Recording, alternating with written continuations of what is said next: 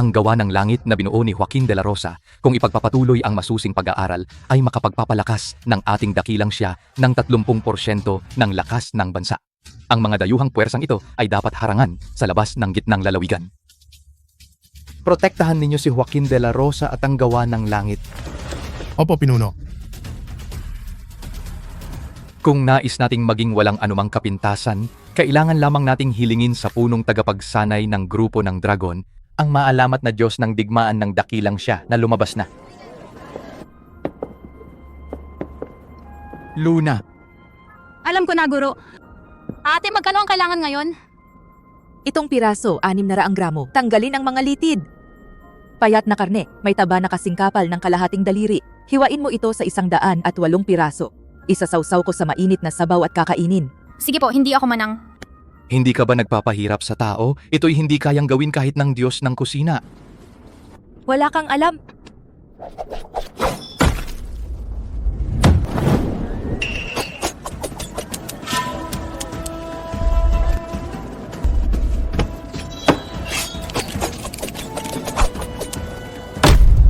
$108 piraso, ingatan ninyo po. Si Luna talaga ang pinakamahusay na maghiwa sa atin. Kung ilan ang sinabi, iyon ang bilang. Sa loob ng maraming taon, hindi kailanman nabawasan ng kahit isang piraso, isang palaka sa ilalim ng balon. Ano naman kung mahusay siyang maghiwa? Isang babaeng nagkakatay ng baboy pa rin siya.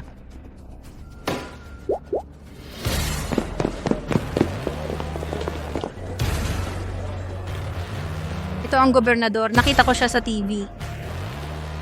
Bakit nandito ang gobernador?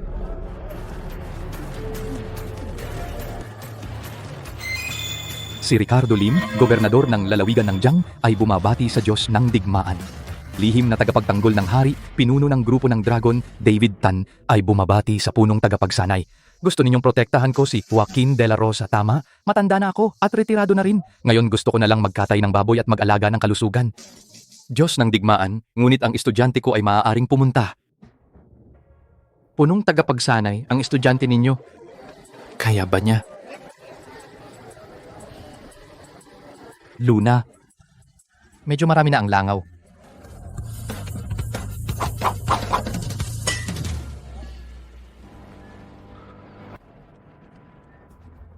Kaya ba? Kaya siguradong kaya. Kung gayon, punong tagapagsanay, hindi na namin kayo iistorbo. Pinunutan.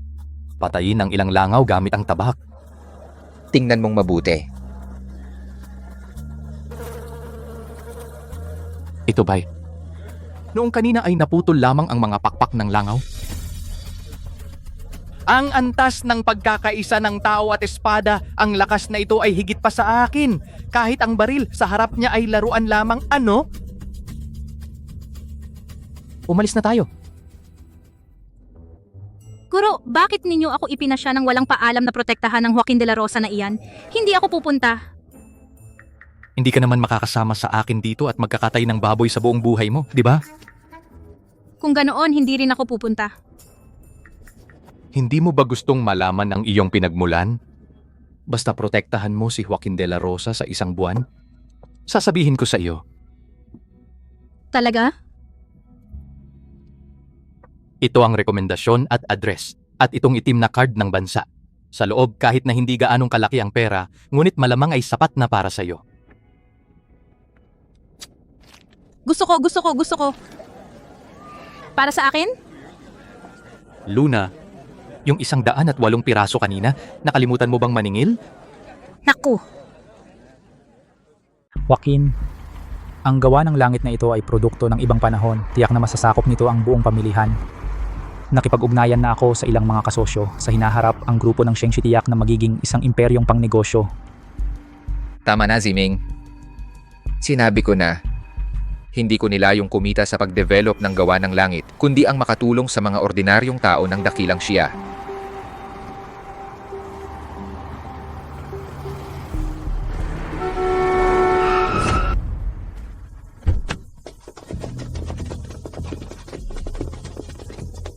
Patayin niyo sila.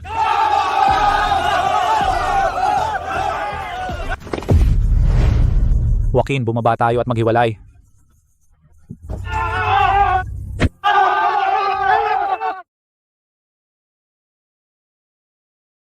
tingnan mo yung probinsyano, ang gusgusin, parang hindi pa nakakita ng mundo.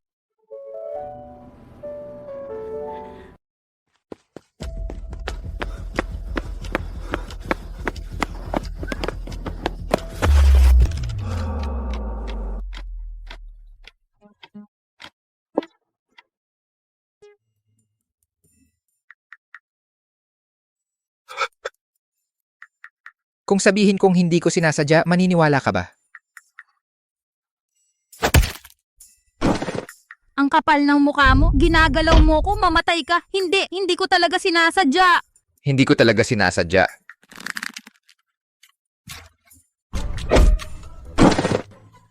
Basura.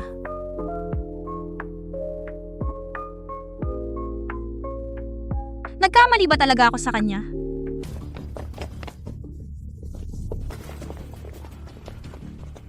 Hahaha, takbo, patuloy kang tumakbo. Hahaha, dalhin niyo siya. Sige, sino ka? Saan mo siya dadalhin? Pulubing mabaho. Huwag kang makialam, kung hindi, pagsisisihan mo. Layas!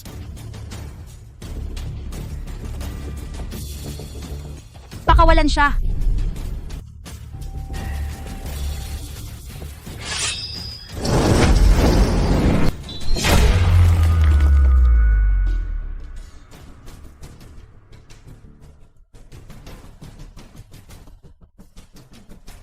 Sabi ko pakawalan siya. Puta ka, naghahanap ka ng kamatayan, patayin niyo siya.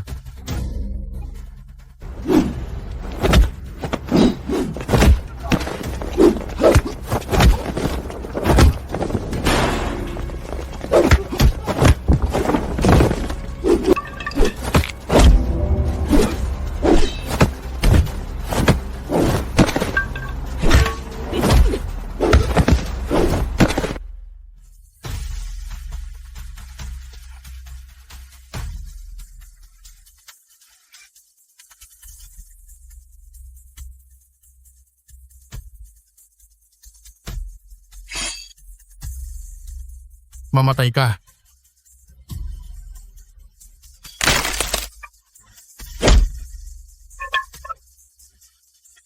Puta ka, ihintayin mo ako.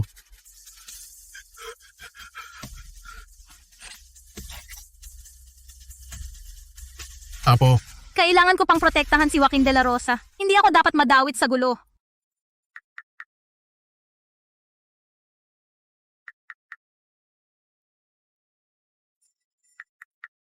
Apo, kung may mangyari sa'yo, paano ko haharap sa amo? Sabi ko, hindi ko sinasadya. Ang lupit ng kamay mo. Apo ang mukha mo. Ayos lang, nadulas ako natumba. Walang kwenta. Ano bang silbi ninyo? Ginoong Du, pakiusap, huwag kang magalit. Isang babaeng probinsyana, hindi ko alam kung saan galing. Kung hindi dahil sa kanya, sana nagtagumpay na kami. Ginoong Du, pakiusap, huwag kang magalit. May kapal ka pang magsalita. Hindi mo man lang kayang talunin ng isang probinsyana. Bakit pa kita binubuhay, walang kwenta ka? Walang kwenta. Kumuha na ako ng puting demonyo, makipag-ugnayan ka sa kanya. Puting demonyo, iyon bang pumapasok at lumalabas ng walang bakas? Pumapatay ng hindi mo namamalayan. Pangatlo sa talaan ng mga mamamatay tao sa ilalim ng lupa. Walang anino puting demonyo. Sa pagkakataong ito, huwag mo na akong biguin. Naintindihan ko, Ginoong Du. Joaquin de la Rosa, huwag mo akong sisihin. Ikaw ang naghahanap ng kamatayan mo. May bahagi ako sa grupo ng Shengshi. Hawak ang gawa ng langit. Kung hindi mo ito pagkakakitaan, ako ang kikita.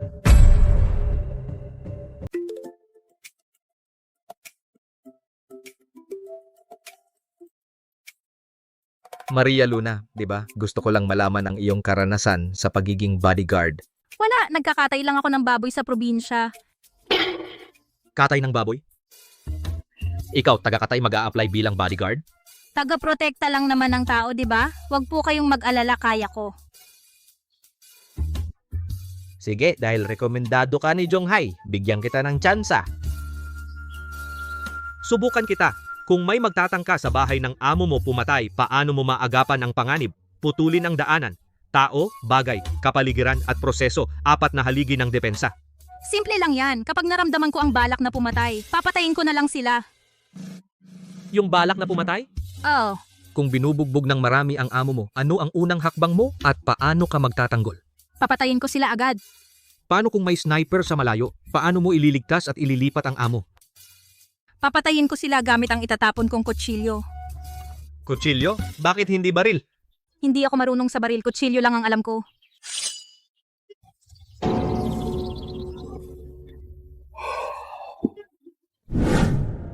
Kayong lahat ay galing sa mga kilalang kumpanya ng seguridad na buong ingat na nagrekomenda sa inyo. Magagaling nga kayo. Pagkatapos kong suriin, tanggap kayong lahat. Maliban sa iyo. Maria Luna. Bakit wala namang mali sa mga sagot ko? Bakit?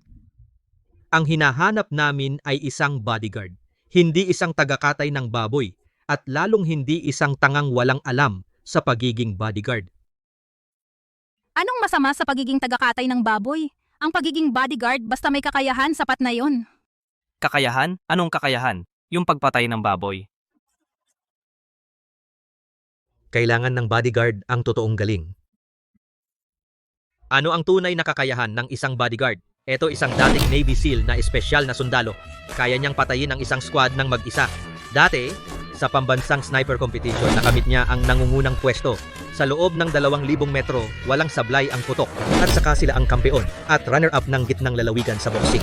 Eksperto sa hacking at intelligence. Ang gusto ko ay mga magagaling na tao sa iba't ibang industriya. Hindi isang babaeng tagakatay ng baboy mula sa probinsya. Ikaw, tagakatay ng baboy, bumalik ka na lang sa probinsya at magkatay ng baboy. Babae ka, magiging bodyguard ka. Umalis ka na. Sa tingin mo ba wala akong kakayahan? Eh kung matalo kita, pwede na akong maging bodyguard? Babaeng tagakatay ng baboy. Si Gabriel ay isang nangungunang personal na bodyguard. Dati siyang instruktor ng mga mersenaryo sa ibang bansa. Kahit pagsamahin kaming dalawa, hindi pa rin namin siya kaya. Paano pa kaya ikaw na isang babae? Malakas ba siya? Para sa akin, hindi naman ganun kalakas. Ayokong manakit ng babae, pero kung hindi mo alam ang lugar mo, wala akong pakialam para malaman mo ang tunay mong kakayahan. Anong ginagawa ninyo? Ginoong Antonio. Gabriel, tapos na ba ang pagsusuri ng mga bodyguard? Natapos na si Ginoong Antonio. Ngunit may isang hindi umabot sa pamantayan. Ikaw, Manyak ka! sabi ko mali ang akala mo. Ginoong Antonio. Kilala niyo ba itong tagakatay? Miss Lee, kukunin ba natin siya? Hindi na kailangan, hindi ko siya kilala. Ni hindi rin kami malapit. Sundin ang patakaran, ano ang kwento niya? Ginoong Antonio, tingnan ninyo. Pagtuklas ng intensyong pumatay at paghagis ng kutsilyo, pumatay ng kalaban mula sa malayo. Masyado kang mahilig manood ng mga pelikulang may labanan.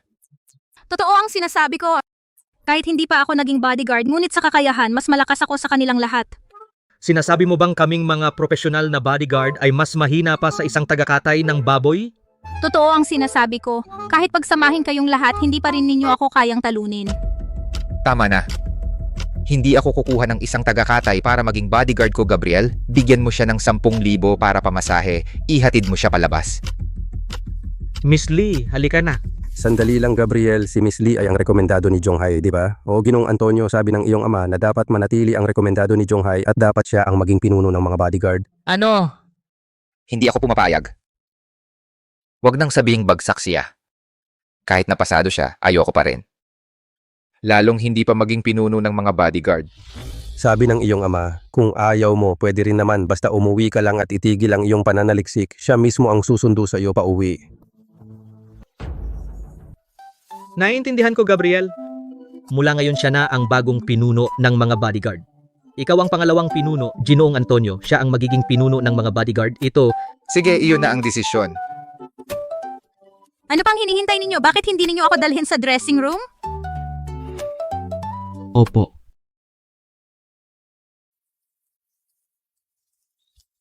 Babaeng tagakatay ng baboy ba ang magiging pinuno ng mga bodyguard? Ang pogi.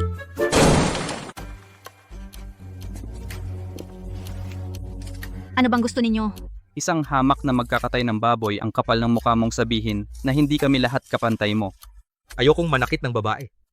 Aalis ka ba ng mag-isa o kami na ang magpapaalis sa'yo? Oh, gusto mong lumaban. Takot ka na. Mabuti, buong araw na akong nagtitimpi. Kung hindi lang dahil gusto kong malaman ang pinagmulan ko, sana'y nakipag-away na ako. Buti na lang at dumating kayo.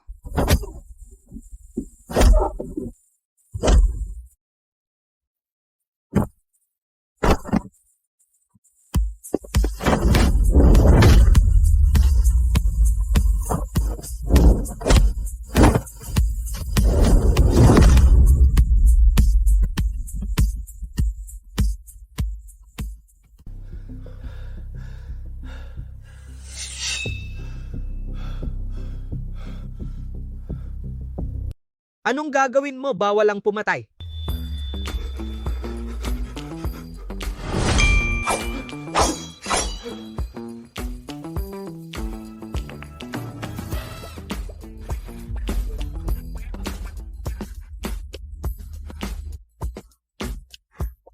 Mula ngayon, kayo na ang bahalang magbigay sa akin ng tsaa at tubig. Huwag mo akong masyadong apihin.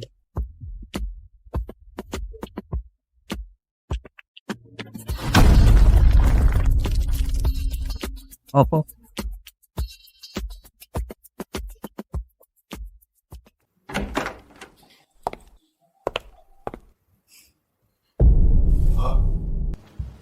Ano ang nangyari sa buhok ninyo? Kuya Yang, hindi natin kayang pakialaman si Ate Luna. Pinapayuhan kita, Kuya Yang, na huwag mo na siyang pakialaman. Puta, may koneksyon. Ako dati ay biktima ng isang may koneksyon na umagaw sa aking pwesto, kaya napilitan akong magretiro at maging bodyguard. Isang hamak na magkakatay ng baboy. Ang kapal ng mukha mong apihin ako, Luna. Hindi pa ito tapos.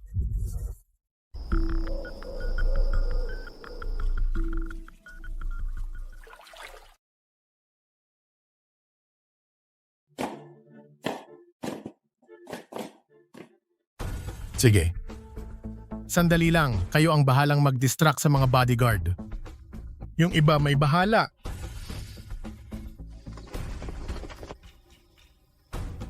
Ano tong walang kwentang puting demonyo? Si puting demonyo di pa dumarating hanggang ngayon.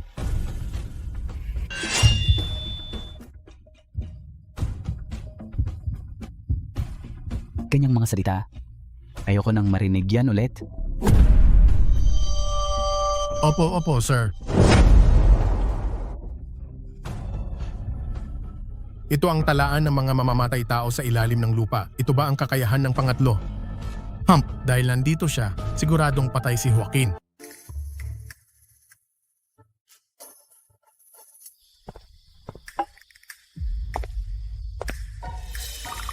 Kahit na may backer ka, pero hindi ako maniniwala na sa ganitong pabayamong pagtupad sa tungkulin ay mananatili ka pa kay Boss Joaquin. Oy, Kapitan Lee, di ka nagpapatrol, nandito ka lang nag-enjoy? Ganyan ka ba magbantay para protektahan si Boss Joaquin? Huwag kang mag-alala, nararamdaman ko ang masamang balak, hindi na kailangan magpatrol. Ikaw na tagakatay ng baboy, hindi naman akala mo ba't isa kang eksperto sa martial arts? Killing intent? May radar pa nga ako.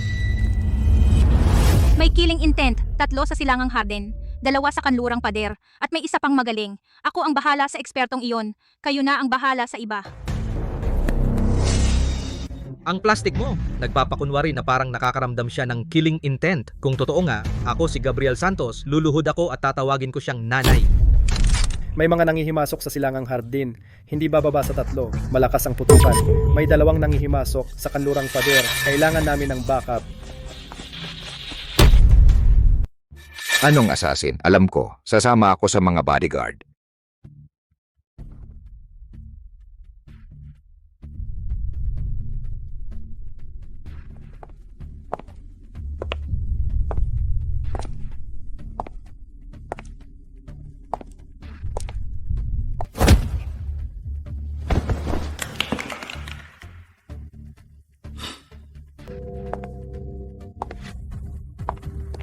Ikaw ang pumatay, di ba?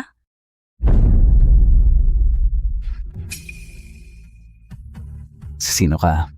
Di mo ba nakikita isang top tier na babaeng bodyguard? Imposible. Isang bodyguard, imposibleng malaman kung nasaan ako, lalo na ang tahimik na lumitaw sa likod ko. Sino ka ba talaga? Oo, bodyguard talaga ako. Hindi pa katagalan, nagkatay ako ng baboy sa probinsya.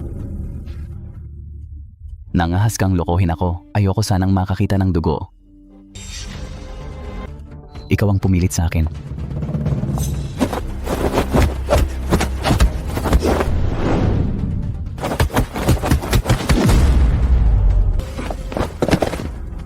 Hindi mo ako kaya, sumuko ka na.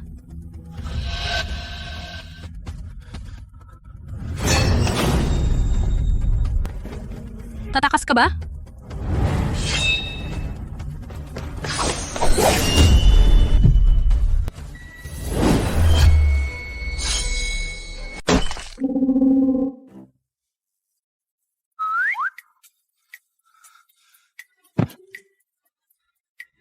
Luna, gusto mo ba akong patayin? Luna, hindi pa ito tapos. Ayos lang, cute.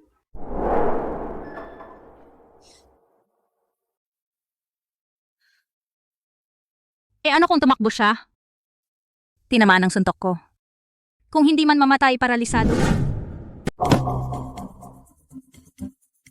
Hindi ko sinasadya. Pumunta ako para patayin ang mamamatay tao. Patayin ang mamamatay tao. Mukhang ako ang gusto mong patayin. Sino bang makakaalam na bigla kang susulpot? Ah, ako pala ang may kasalanan. Sir Santos, lahat ng mga mamamatay tao ay napigilan at napaatras namin ng matagumpay. Sir Santos, may bagay akong hindi ko alam kung sasabihin ko. Sabihin mo. Maria Luna bilang pinuno ng mga bodyguard, nagpapabaya sa tungkulin, nagpapamasahe at nagpapaserve ng tubig sa mga tauhan.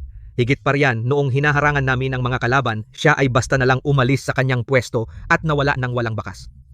Noon pumunta ako para harapin ang isang magaling na kalaban.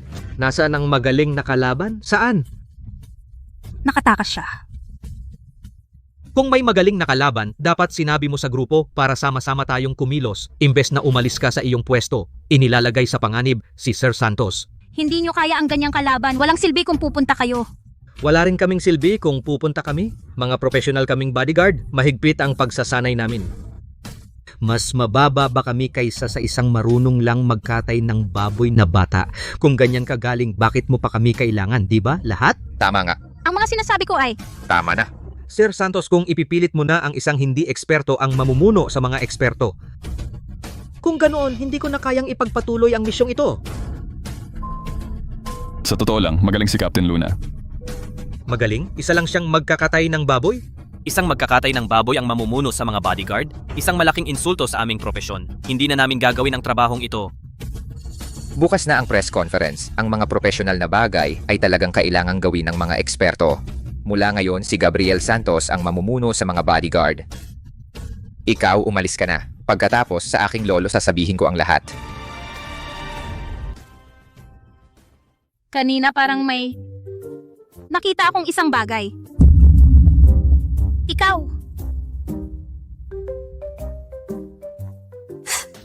Naalala ko na, nakita ko kanina. Manatili ka, Maria Luna. Ilipat ka agad sa Team 2, responsable sa panlabas na pagmamatiyag.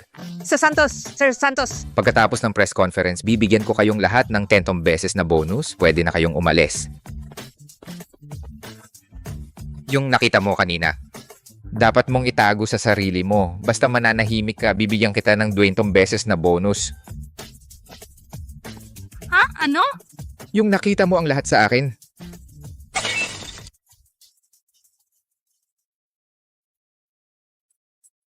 Wala akong sinabi. Simula ngayon, lumayo ka sa akin. Umalis ka na agad. Bukas, kakailanganin mo ako.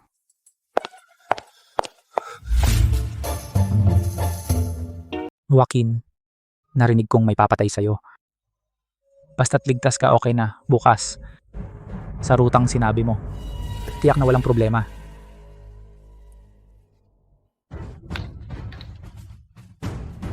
Ano ba talagang nangyayari? Joaquin ako, hindi ko rin alam eh. Nang lumabas si puting demonyo, ayon malubha ang sugat at nawalan ng malay. Walang kwenta. Top 3 pa sa talaan ng mga mamamatay tao sa ilalim ng lupa. Mga walang kwenta talaga. Ay, huwag! Presidente Shen. Opo, hindi ko alam kung ano ang nangyari. Ang pinakamalakas. Isang pinakahinahanap na kriminal. Dating ika-10 pinakamahusay na sniper sa mundo, si Asura Sige. Salamat, Presidente Shen. Si Asura. Ang pumatay na sa maraming opisyal ng iba't ibang bansa. At hindi pa nabibigo kailanman, isang baliw na serial killer, Joaquin de la Rosa. Kapag si Asura na ang haharap, siguradong patay ka na. Kapag patay ka na ang grupo ng Shang-Chi at ang gawa ng langit, sa akin na lahat. Tiyak na gagawa ko ng isang dakilang business empire.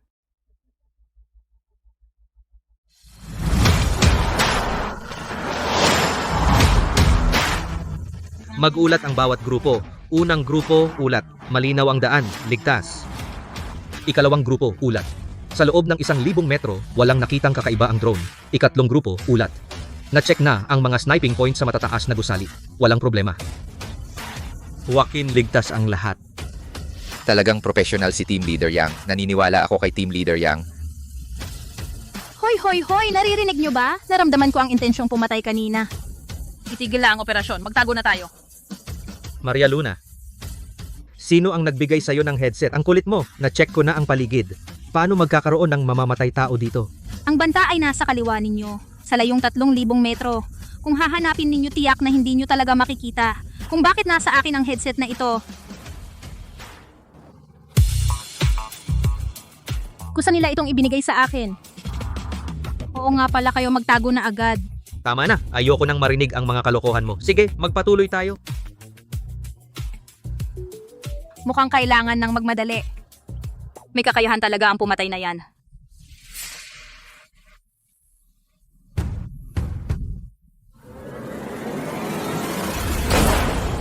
Sabi pa niya, may naramdaman daw siyang banta 3,000 metro ang layo. Joaquin, imposibleng yan. Hindi mo kailangang maniwala sa kanya. Anong nangyari? Sumabog ang gulong. Joaquin, mag-ingat, dapa. May sniper. Lahat, hanapin ang posisyon ng kalaban. Iset ang ruta ng pag-atras. Bilis. Tama nga ang sinabi niya. May mamamatay tao nga talaga.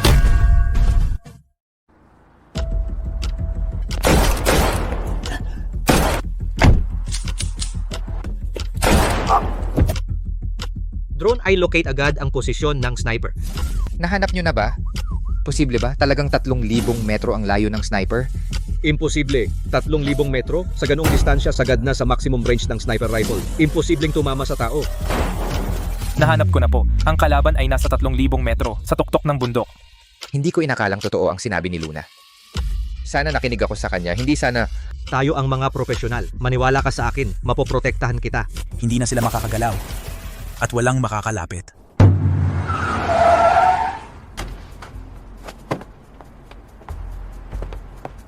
Joaquin, lumabas ka na. Hindi na kayo makakatakas. Kung hindi ka palalabas, lahat ng tao dito ay mamamatay.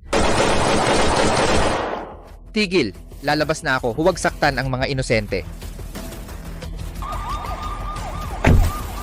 Lahat ng walang utos ko. Huwag lumabas. Joaquin, ang bait-bait mo naman. Pero ngayon, hindi na ikaw ang masusunod. Dalhin nyo na siya.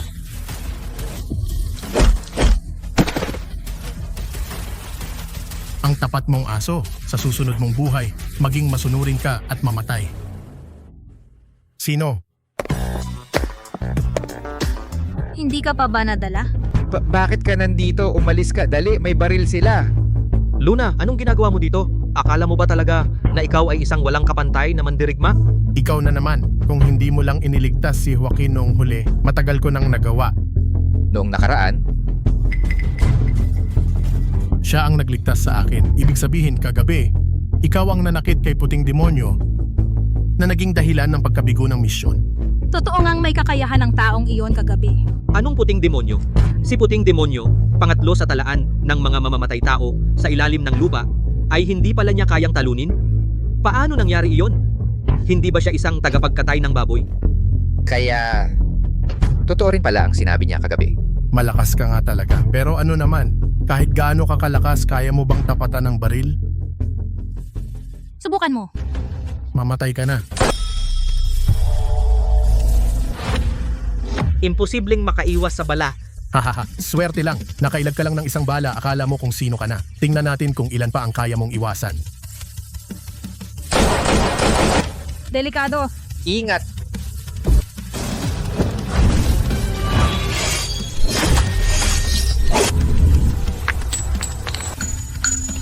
Mukhang mas malakas pa rin ang tabak ko. Diyos ko, biniyak ang bala gamit ang kutsilyo. Ang lakas pala ni Kapitan Lee. Kita mo? Sabi ko na, hindi basta-basta si Kapitan Lee. Imposible to. Hindi ba siya probinsyanang nagkakatay ng baboy? Hindi ba siya may koneksyon? Paano naging ganito siya kalakas? Tapusin na sila. Yang, hindi natin kayang pakialaman si Kapitan Lee. Kaya pala totoo lahat ng sinabi niya. Pinayuhan ako ni Long Zhao, kaya pala iyon ang ibig sabihin. Ako pala ang laging nang mamaliit ng tao. Ayos. Ang galing, ito ang tunay na magaling. Hindi, imposible ito. Sa mundong ito, paanong may taong makabiyak ng bala gamit ang kutsilyo? Hindi ako naniniwala. Lahat, magpaputok kayo. Magpaputok na kayong lahat. Gamit lang ang isang sirang kutsilyong pangkatay? Hindi ako naniniwala na kaya mong harangan ang napakaraming bala. Patayin siya.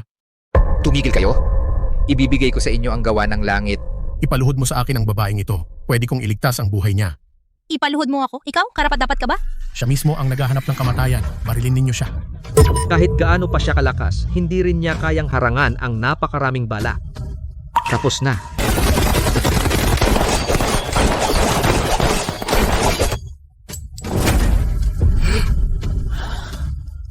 Pelikula ba to? Pangkaraniwan lang pala ang baril. Tumuhod ka. Kaya rin pala ito, ang galing mo, Captain Lee. Astig ni Captain Lee. Patayin na lang sila. Sa harap niya, pakiramdam ko, ako na ang pinakamagaling na bodyguard ay parang biro lang. Buwiset. Huwag mong masyadong apiin ang iba. Hindi ka ba nakakaintindi ng tao? Ingat. Umalis na kayo! Takbo. Huwag silang makatakas, habulin. Nandito ako. Paano kayo makakahabol? Panaginip lang yan. Peste kang babae. Paulit-ulit mong sinisira ang mga plano ko. Patay ka na. Nakakaasar, nakatakas pa rin sila. Bahala na, makaligtas lang tayo. Huwag kang mag-alala. Nandito ako. Hindi sila makakatakas. Paghawak ng espada sa pamamagitan ng hangin.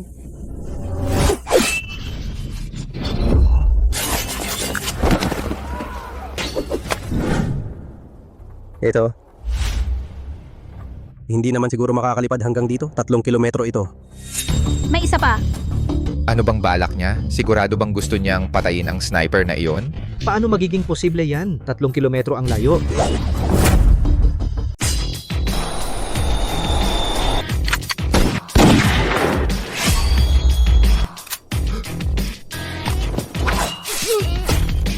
Ang lakas, pero ang taong gusto kong patayin, wala pang makakaprotekta sa kanya.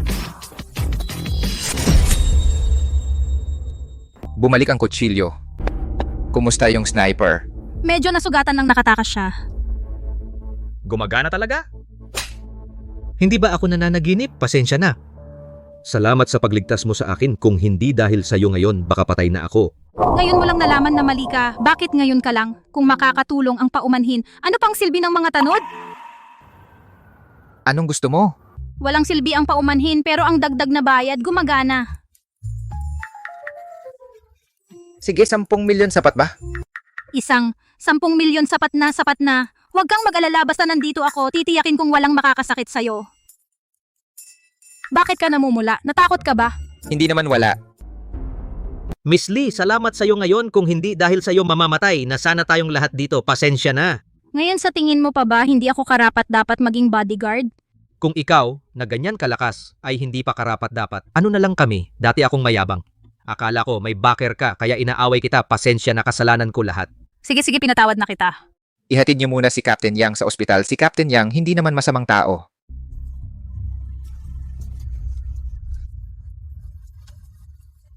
Sabihin mo, sino ang nag-utos sa'yo na patayin ako? Hindi ko alam Ginong Joaquin. Pera-pera lang ang trabaho namin. Kapag may nagbayad, kikilos kami. Mali na ako, sobrang mali na talaga. Pakiusap, pakawalan mo na ako na parang wala lang. Akala mo ba akong si Joaquin de la Rosa ay madaling apihin? Ako ang pinakamayaman sa gitnang lalawigan, tagapangulo ng grupo ng Shengxi. Hindi mo sasabihin, di ba? Sige, Halina kayo rito, itapon ninyo sila sa ilog, pakainin sa isda. Hindi. Joaquin de la Rosa, hindi mo yan kayang gawin. Labag ito sa batas. Labag sa batas? Alam mo pala, ang pagpaslang sa akin, labag ba sa batas? Ang pagdadala ng baril na walang lisensya, labag ba sa batas? Ang pag-upa ng mamamatay tao, labag sa batas? Ngayon mo pa sasabihin ng batas, karapat dapat ka ba? Ginoong Joaquin, hindi ko alam. Nagkasala nga kami. Ikulong mo kami sa tanod ng bayan. Handa kaming humarap sa batas. Gusto mo pang humarap sa batas? Gusto mo na nga akong patayin? Paano kita hahayaang mabuhay? Bibigyan kita ng huling pagkakataon. Sasabihin mo o hindi? Kalimutan na lang. Masyadong magaan para sa inyo ang itapon sa ilog, Miss Lee. Natatandaan ko noong unang panahon may parusang paghihiwa ng katawan. Ewan ko kung kaya mo bang gawin yan sa galing mo sa kutsilyo?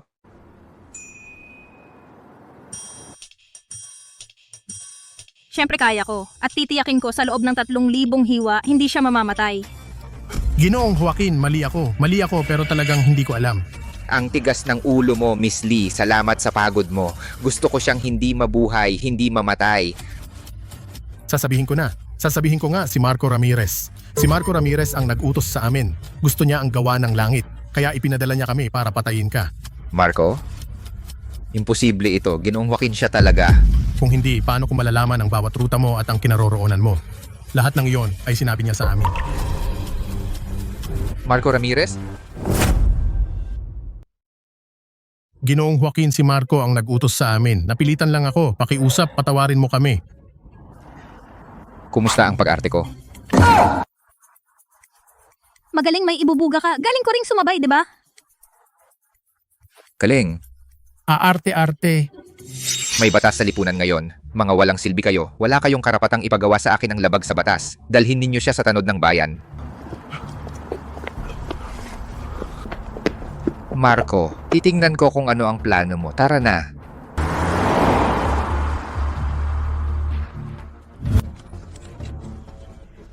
Paumanhin, malapit na ang takdang oras.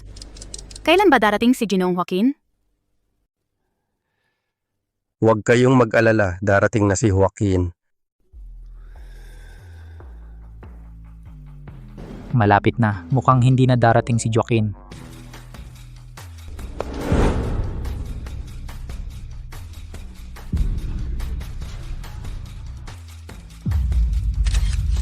Taga-grupo ng Shengshi. Ginoong Marco. Ginoong Marco. Bakit mo nasabi yan? May nangyari bang aksidente kay Ginoong Joaquin? Anong ibig mong sabihin, Marco? Huwag kang magmadali, Ginoong Antonio. Wala naman akong ibig sabihin. Kaibigan ako ni Joaquin. Nag-aalala lang ako kung maipit siya sa trapiko o kaya maaksidente, hindi makarating. Anong gagawin natin sa press conference? Ikaw, Marco? Ano ba talaga ang balak mo? Kung may mangyaring masama kay Joaquin, hinding-hindi kita titigilan. Ginoong Antonio, huwag kang mag-akusa kung walang patunay. Idedemanda kita ng paninirang puri. Kasama ko si Joaquin sa hirap at ginhawa at vice-presidente ako ng grupo ng Shengshi. Bakit ko naman sasaktan si Joaquin? Mga kaibigan kong mamamahayag, hindi pa dumarating si Ginoong Joaquin. Mukhang makukansela ang press conference ngayon. Marco, anong karapatan mong kanselahin ang press conference? Dahil ako ang vice-presidente ng grupo ng Shengshi, wala si Joaquin dito, ako ang masusunod. Ipinapahayag kong kanselado ang press conference. Umuwi na kayong lahat. Bilang paghingi ng tawad, bibigyan ko ang bawat isa sa inyo ng regalo. Kunin ninyo mamaya. Kanselado? Bakit kanselahin?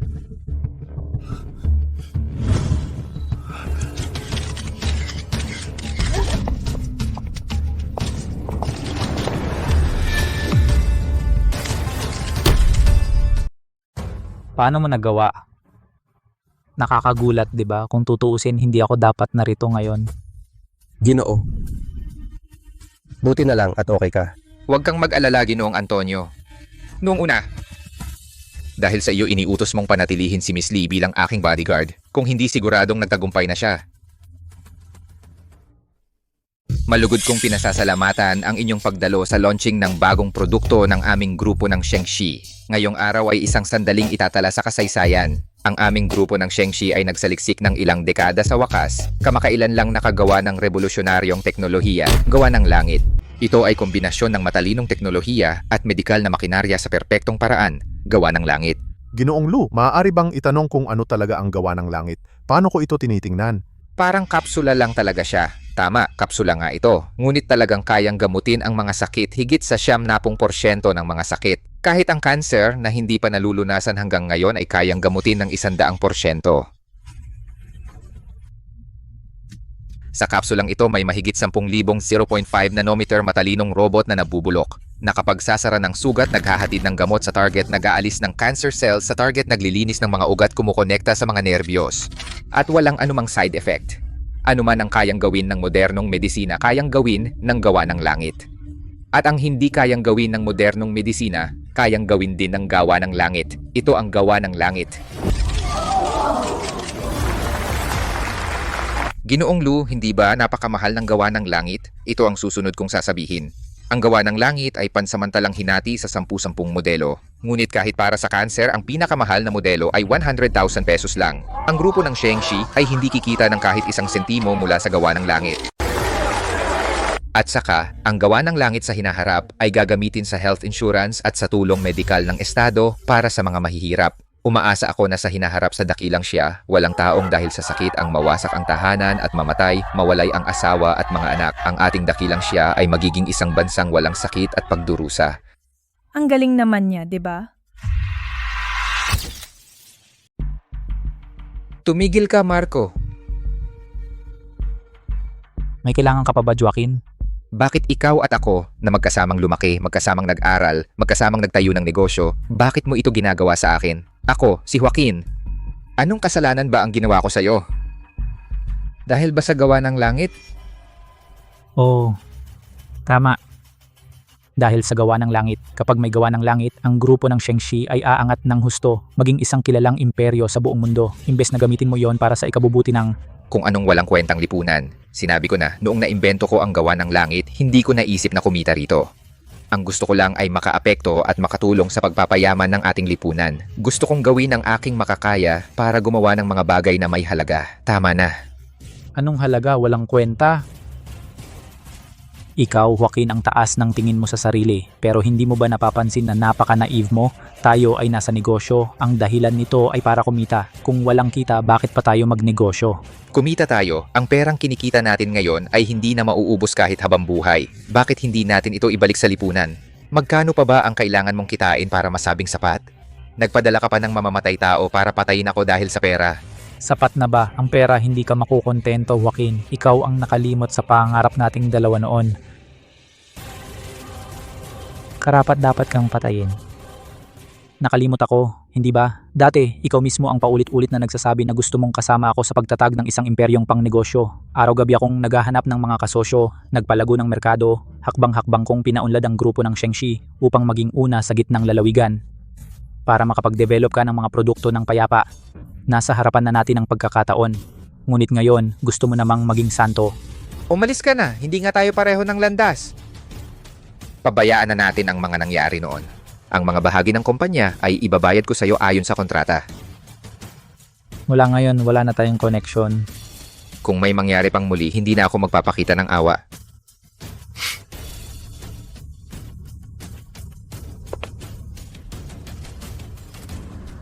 Joaquin, sa mundo ng kapital, kung may 50% kita, hahamakin nila ang lahat. Kung 100% lalabagin nila ang lahat ng batas. Kung 300% gagawin nila ang anumang krimen, kahit manganib ang kanilang buhay. Paano pa kaya ang gawa ng langit? Kung wala ako, may iba pa ring gagawa nito.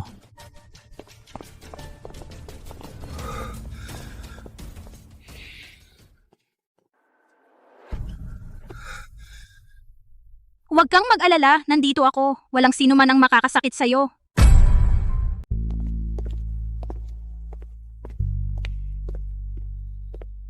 Bobo, punyeta. Bobo. Ikaw ba si Marco? Ikaw? Asura. Ikaw? Ano bang nangyayari? Hindi mo ba sinabi na siguradong walang sablay? Saan na ang walang kwentang haring tigre? Payo ko, Marco, magsalita ka ng maayos. Punyeta, bakit kita kakausapin ng maayos? Bobo, kahit itong maliit na bagay palpak ka.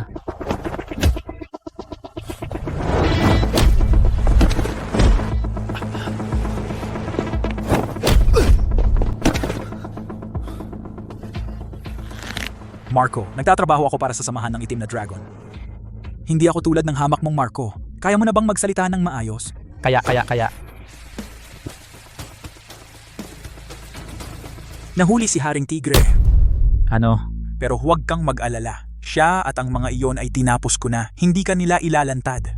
Ikaw, Asura, hindi ba kahit ang pagpatay sa mga pinuno ng mga bansa ay hindi ka pa nabigo? Si Joaquin de la Rosa ay ang pinakamayaman lang sa gitnang lalawigan at nagawa mo pang mabigo? Ano nang alam mo? May bodyguard si Joaquin de la Rosa na napakalakas. Malakas ang bodyguard niya. Sinuri ko lahat ng mga bodyguard niya. Ang pinakamalakas na si Gabriel Santos ay isa lamang mersenaryo mula sa ibang bansa na tagapagsanay ng grupo lang. Meron pang ang isang babaeng tagakatay ng baboy. Iyon ang babaeng tagakatay. Siya ay isang dalubhasa sa tabak. Kaya niyang maramdaman ang intensyong pumatay. Hindi lamang niya malubhang nasugatan si puting demonyo, kundi nagdulot pa siya ng pagkabigo ng misyon.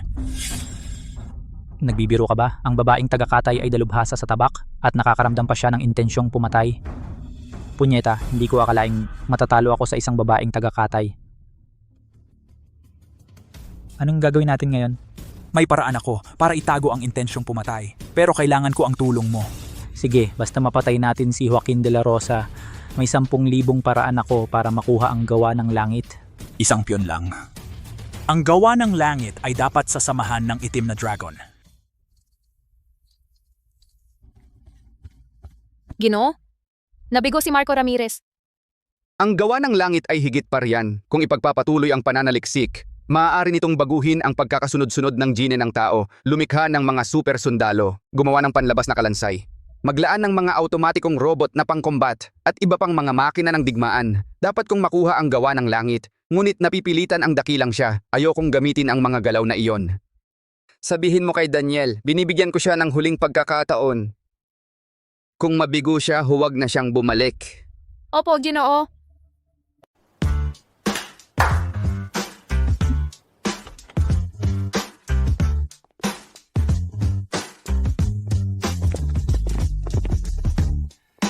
Ginoo, handa na. Maaari na pong pumili si Miss Luna. Pumili, anong ibig sabihin? Bilang personal kong bodyguard, kailangan naman na magbihis ka ng maayos. Yung mga damit mo dati ay panlalaki at hindi rin bagay sa'yo. Lahat ng ito ay binili para sa'yo. Isipin mo na lang na ito'y pambawi sa mga maling akala ko. Regalo ito bilang paghingi ng tawad sa'yo. Lahat ng ito ay para sa akin? Siyempre, kung wala kang magustuhan dito, may 2 truck pa sa labas. Para sa'yo lahat iyon. Tinatamad akong pumunta sa mall para pumili ng isa-isa. Kaya ipinabalot ko na lahat at dinala rito. Ano, ang dami naman. Para kay Miss Luna, binili talaga ni Ginoo ang mga pinakamalapit na malalaking mall at naubos lahat. Si Ginoo, sa loob ng maraming taon ay hindi pa nagpakita ng ganoong pagmamalasakit sa kahit sinong babae. Ginoong Antonio, ginagawa ko lang ito para magpasalamat kay Miss Luna sa pagliligtas sa buhay ko.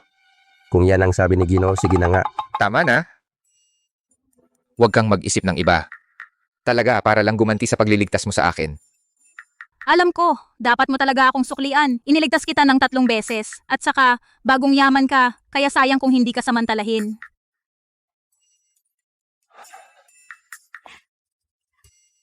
Oo nga pala, tulungan mo rin akong mamili.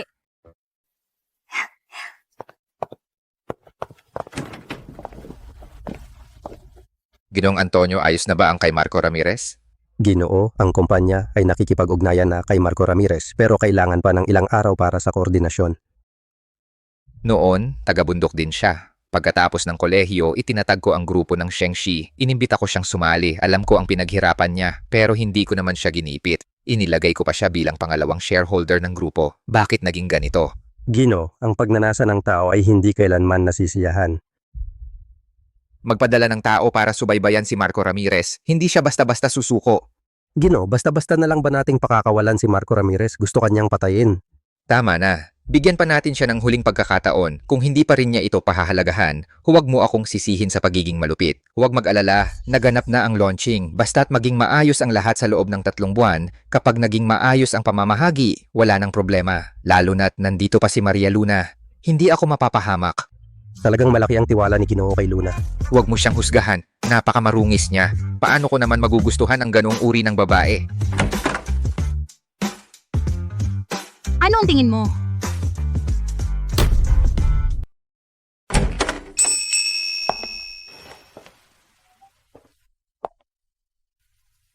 Kumusta?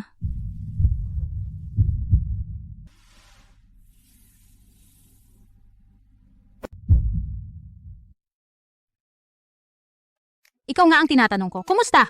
Mukhang napakaganda ni Binibining Luna. Natulala ang binata. Imposible. Ginoong Antonio, wala ka bang ginagawa? Magtrabaho ka na. Opo, binata. Ang galing. Talaga nga ang damit ang nagpapaganda. Maganda talaga ang mga damit na binili ko.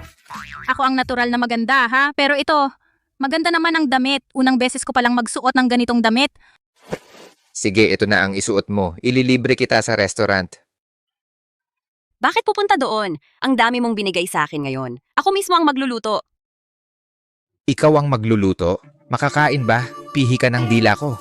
Kapag ako ang nagluto, wala pang nangahas magsabing hindi masarap. Kaya ko.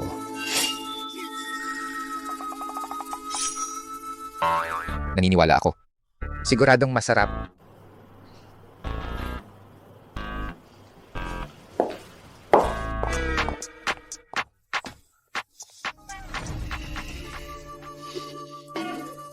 Sa ganyan mong itsura, sino ang magsasabing hindi masarap? Halika, subukan mo. Mukhang masarap nga. Talaga? Tikman ko. Masarap. Mas masarap pa sa luto ng mga chef. Kung masarap, kumain ka ng marami.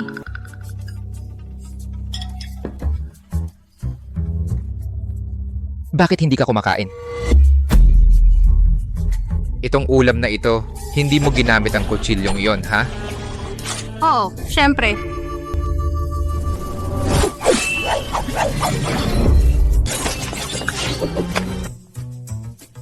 Haha, niloko lang kita. Ginamit ko ang kutsilyo mo.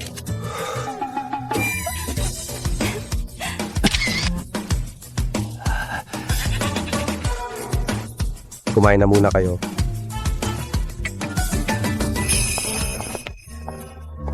Gino, sa tingin ko magkakatuluyan sila.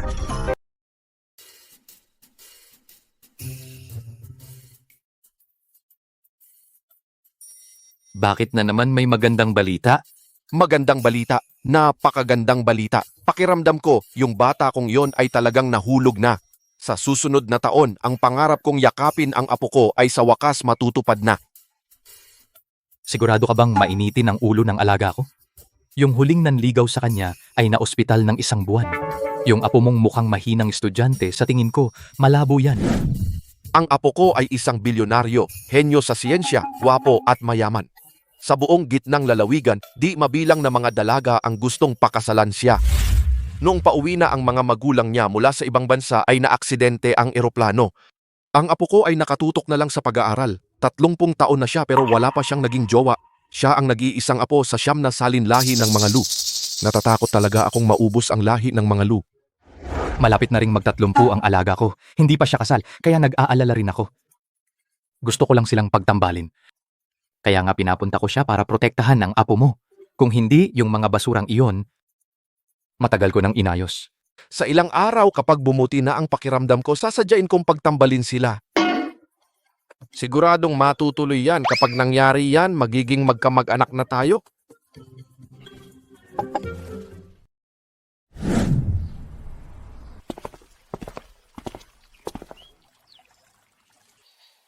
Kumusta? Ako si Daniel Fernandez, kapitan ng tanod ng bayan ng Gitnang Lalawigan. Habang dinadala si Haring Tigre, ay binaril ng isang sniper. Gusto ko sanang magtanong kay Ginoong Santos. Ano? Patay na si Haring Tigre. Walang problema. Tiyak na makikipagtulungan ako sa investigasyon ninyo, Ginoo. Oo nga pala, Ginoong Santos. At pakiusap sa mga bantay mo na makipagtulungan sa investigasyon. Ang 2 kong kasamahan ang magtatanong sa inyo. Sige, walang problema. Pumunta ka, sabihin mo sa kanila. Papuntahin mo sila rito para kausapin ng mga opisyal. Ginoong Santos, ako ang personal mong bantay. Paano kung may mangyari sa'yo kapag umalis ako? Binibini, huwag kang mag-alala. Nandito ako. Walang makakapanakit kay Ginoong Santos. Sige, tapos na ang press conference. Malamang na sumuko na sila. Lalo pat nandyan ang mga tanod, siguradong walang mangyayari. Kapitan Fernandez, dito po.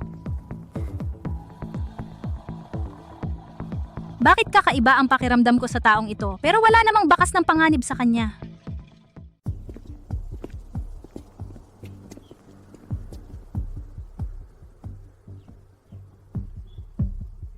Bakit huminto ka?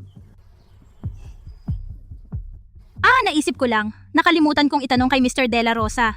Nasaan ang ibang mga bodyguard? Babalik ako ngayon para magtanong. Ayos lang. Sa iyo muna, pareho lang din. Wala lang, nagtatanong lang ako. Hindi ka pwedeng umalis.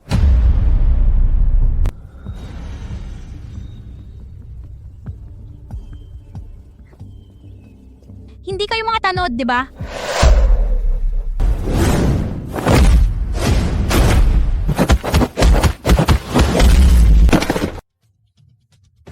Sabihin ninyo kung bakit. Wala akong naramdamang panganib sa inyo. Kung hindi ninyo sasabihin, Wag. Ang trabaho lang namin ay pigilan ka. Wala kaming balak pumatay. Naku, Joaquin!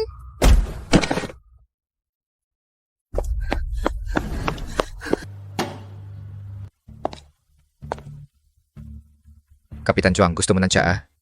Hindi na kailangan ng tsaa. Mag-usap muna tayo ng negosyo.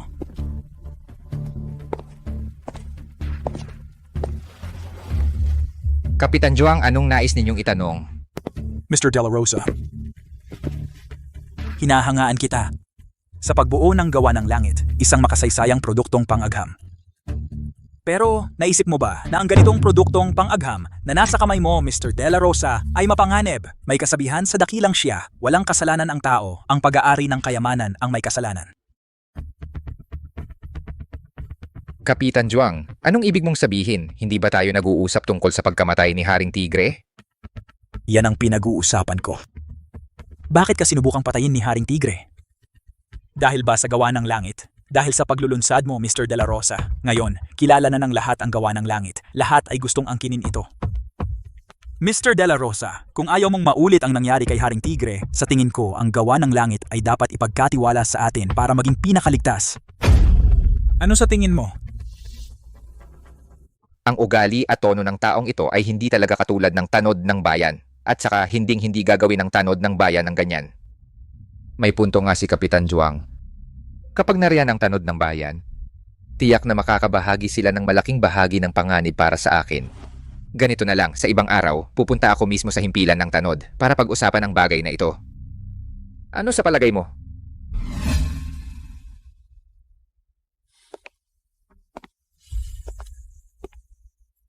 Mr. De La Rosa, huwag ka nang magpanggap. Sa totoo lang, pwede kang lantarang tumawag para humingi ng tulong. Pero naglagay ako ng signal jammer, hindi ka makatawag.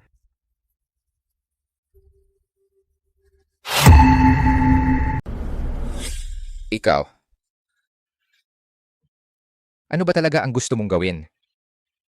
Pirmahan mo ito, mabubuhay ka. Kung hindi, huwag mong sisihin ako kung maging bastos ako.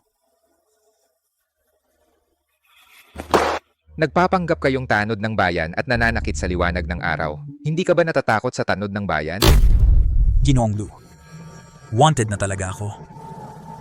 Sa tingin mo ba natatakot ako? Darating ang bodyguard ko para protektahan ako. Nararamdaman niya ang hangaring pumatay. Hindi ka talaga kayang tapatan. Alam kong nararamdaman niya ang hangaring pumatay. Alam kong hindi ko siya kayang tapatan. Kung tutuusin. Siya ang bumulag sa mga mata ko. Pero kung sasabihin mo kung nararamdaman niya ang hangaring pumatay, bakit hindi niya ako pinigilan kanina?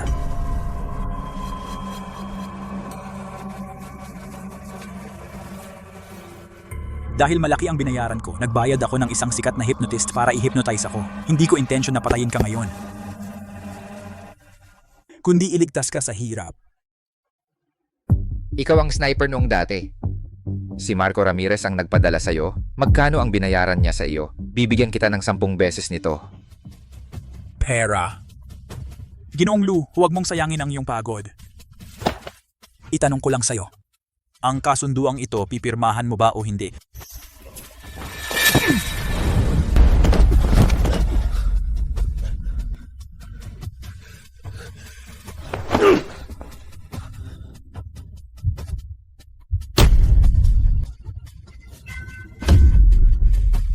Ginoong Lu, sa susunod hindi na ako magkakamali. Itatanong ko ulit sa'yo. Sa huling pagkakataon, pipirmahan mo ba o hindi? Ang gawa ng langit ay pag-aari ng lahat ng tao sa dakilang siya. Hindi ako pipirma. Sige, sige. Kung ganon, kung gayon, mamatay ka na.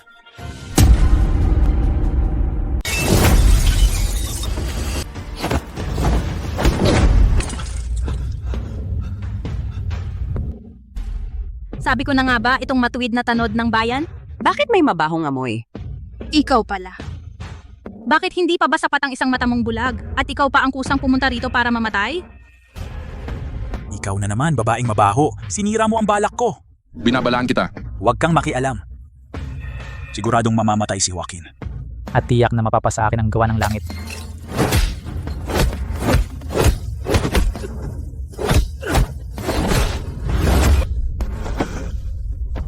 Sino man ang gumalaw kay Joaquin o sa gawa ng langit mamamatay.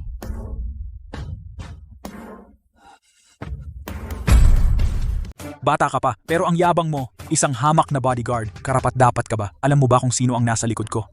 Hindi ba si Marco Ramirez ang nasa likod mo? Si Marco Ramirez, ni hindi siya karapat-dapat. Sino ba talaga ang nasa likod mo? Kung gusto mong malaman, sa impyerno ka magtanong.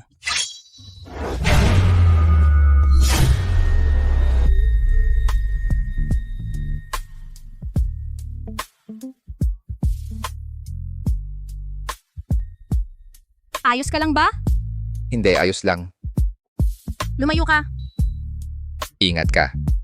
Huwag kang mag-alala, hindi siya katapat ko.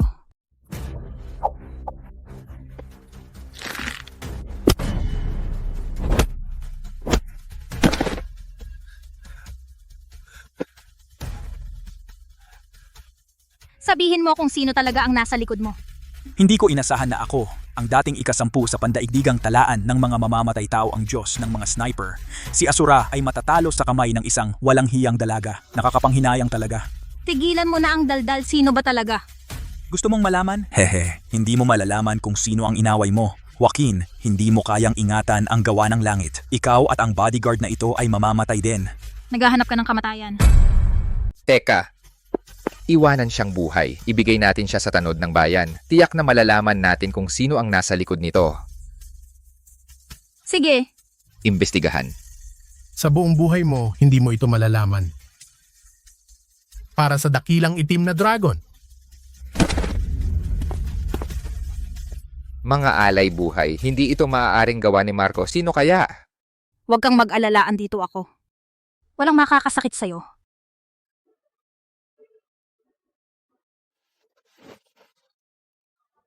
Mabuti na lang at loob lang ang tinamaan. Ililipat ko sa'yo ang kaunting lakas ko.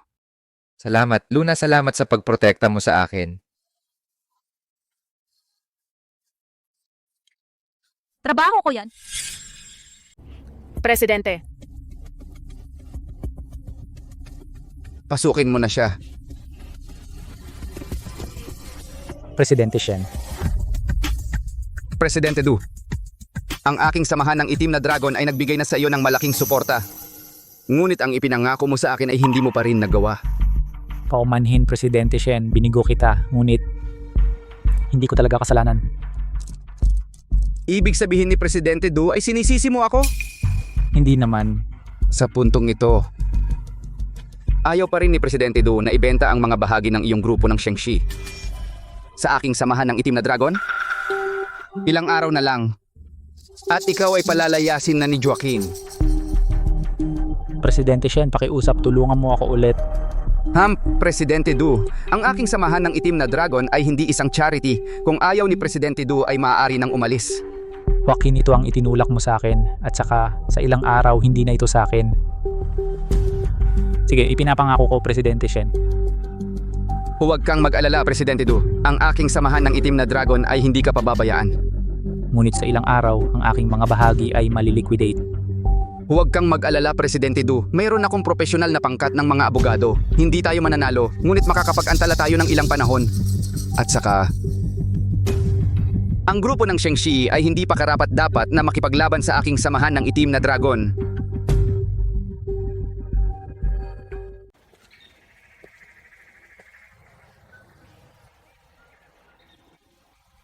Tumingin ka.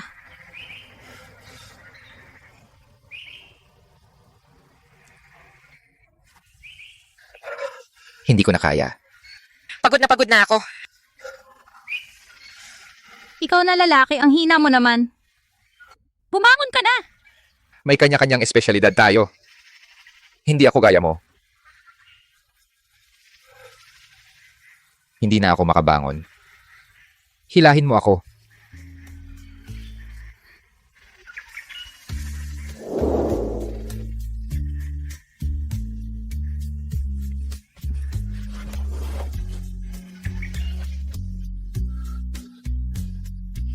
Eh di hindi. Eh ikaw naman ang nagproprotekta sa akin. Bitawan mo, hindi naman kita kayang protektahan habang buhay. Hindi ko bibitawan. Maliban na lang kung papayag ka. Protektahan mo ako habang buhay.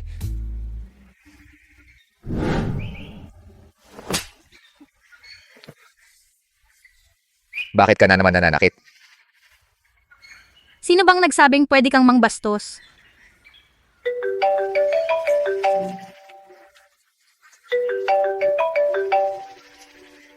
Uy, anong meron? Ano? Ang pinuno ng samahan ng itim na dragon, isa sa 4 na malalaking samahan sa dakilang siya. Sige, pupunta ako. Anong nangyari? May masamang pakay. Tara na.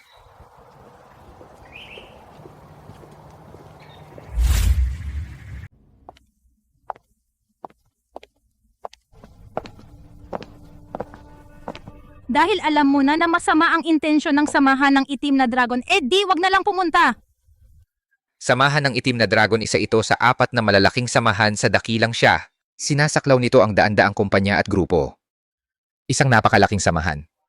At ang grupo ng Shengshiko ay hindi naman magkapantay. Hindi kayang kalabanin ng grupo ng Shengshiko. At sa Si Presidente Shen ng samahan ng itim na dragon ay hawak ang magkabilang panig. Kilala siya sa pagiging malupit. May hindi mabilang na kumpanya at grupo na kanyang sinakop nang makahanap ng pagkakataon. Kung ang pinapahalagahan ng samahan ng itim na dragon ay ang iyong gawa ng langit at teknolohiya, walang silbi ang magpakita ng kahinaan. Alam kong dati ay wala akong takot, pero ngayon ayoko nang kayo'y mapahamak dahil sa akin. Malupit ang mga pamamaraan ng samahan ng itim na dragon. Gumagawa sila ng lahat ng kasamaan. Hindi ito maihahambing kay Marco Ramirez, natatakot ako. Huwag kang mag-alala, nandito ako. Tara na.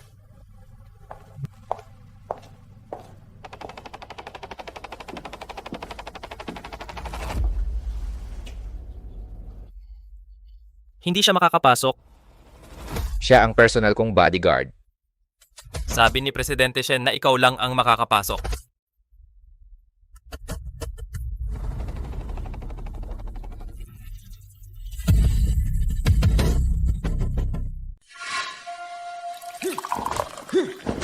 Nandito na.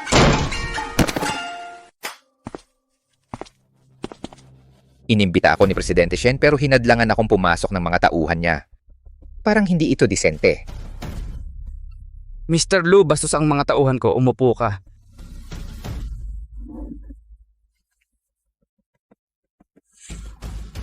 Galing? Mr. Lu, inimbita kita ngayon dito para pag-usapan ang pakikipagtulungan sa gawa ng langit. Pasensya na, Presidente Shen. May kasosyo na ang gawa ng langit, Bakit hindi ko alam? Ang bansa. Mr. Lu, teka lang. Ngayon, ibinenta na sa akin ni Marco Ramirez ang lahat ng kanyang shares. Kaya may kalahati na ako sa grupo ng Shengshi. Dapat may kalahati rin ako sa gawa ng langit. Tama ba? Kung magdemanda ka, Presidente Shen, tiyak na matatalo ka. Alam ko naman iyan. Pero Mr. Lu, ang mahalaga ay makapaghintay ka hanggang matapos ang kaso. Kung maubusan ng pondo ang kumpanya at malugi, o kung mamatay ka ng hindi inaasahan, mapapasa akin ang gawa ng langit. Hindi mo matatalo ang samahan ng itim na dragon. Para sa iyong pamilya at sa iyong sarili, payo ko Mr. Lu, na mas mabuting sumabay ka na sa panahon. Mr. Lu, uminom ka na ng tsaa.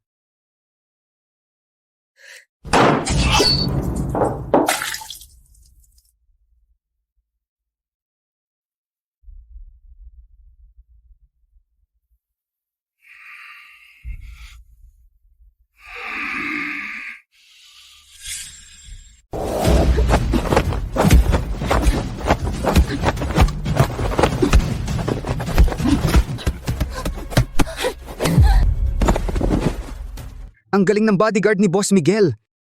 Maria Luna ka, di ba? Bibigyan kita ng 100 milyon kada taon. Paano kung sumama ka sa akin? Mahal ko ang pera, pero ang pera mo ay gaya ng iyong pagkatao. Masyadong marumi. Unang beses ko ito narinig. May nagsasalita sa akin ng ganito. Mabuti. Sana, may pagkakataon pa akong marinig kang magsalita. Si Presidente Miguel ay hindi natin kakampi. Hindi tayo magkakasundo. Umalis si Luna. Boss Miguel, binibigyan kita ng huling pagkakataon. Sigurado ka bang itutuloy mo ito hanggang dulo? Sasamahan kita hanggang sa huli. Binigyan kita ng pagkakataon pero hindi mo ito sinulit. Kontakin ang lahat. Simulan na natin. Hindi ko inaasahan. May pagkalalaki ka pala. Akala ko urong ka. Sa totoo lang, hindi ako takot na mapahamak. Natatakot lang ako na baka ikaw ang mapahamak. Ako? Paano ako mapapahamak? Pero si Miguel, natatakot ako na hindi siya titigil.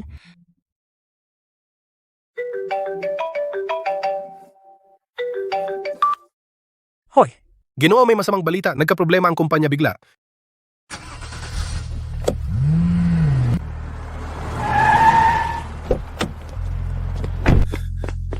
Ginoong Antonio, ano ba ang nangyayari?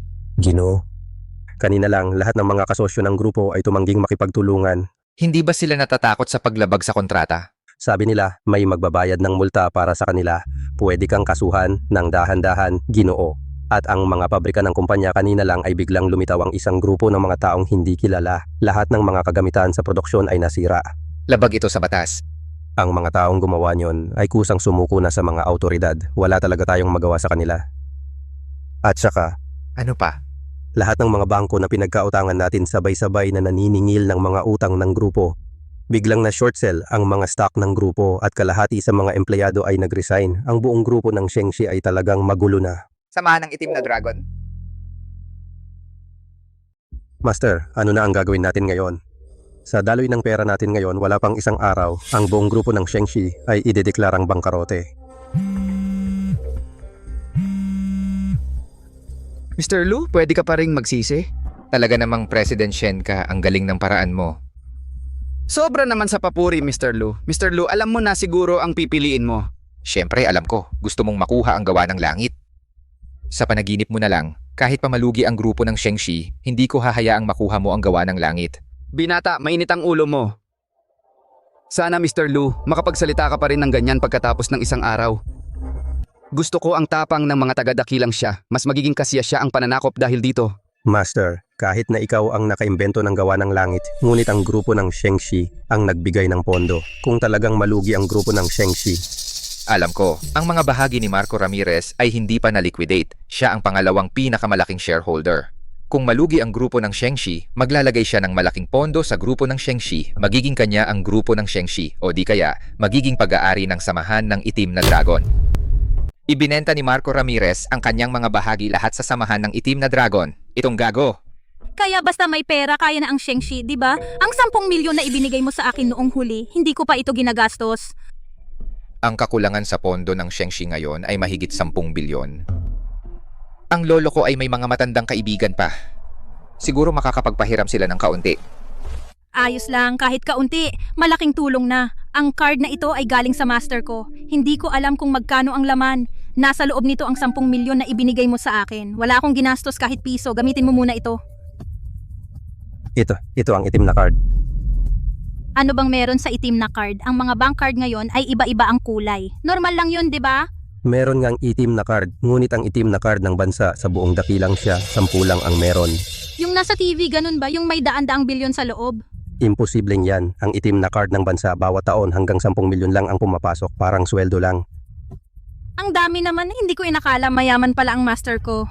10 milyon ay benepisyo lang. Ang tunay na gamit ng itim na card ng bansa ay walang limitasyon, 10 taong pautang na walang interes. Pautang lang pala. Maliligtas na ang grupo mo.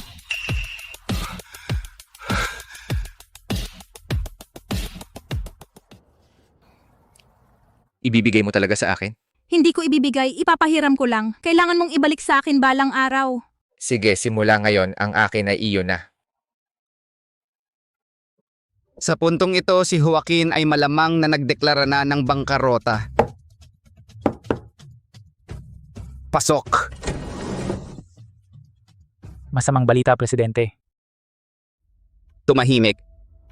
Presidente, si Joaquin ay umutang sa bangko. 30 bilyong pautang na walang interes sa loob ng 10 taon. Sira ulo ang mga bangko. Ano ba ang nangyayari? Hindi ko alam. Presidente, ano na ang gagawin natin? Interesante. Hindi ko inaasahan na si Joaquin ay may ganitong paraan. Presidente, hindi mo ba sinabi na ang grupo ng Shengshi ay magbabangkarote ngayon? Ngayon si Joaquin ay may 30 bilyon. Hindi siya natatakot na patagalin ang kaso. Pagdating ng panahon tayo ay magbabayad ng malaking penalty. Sinisisi mo ako?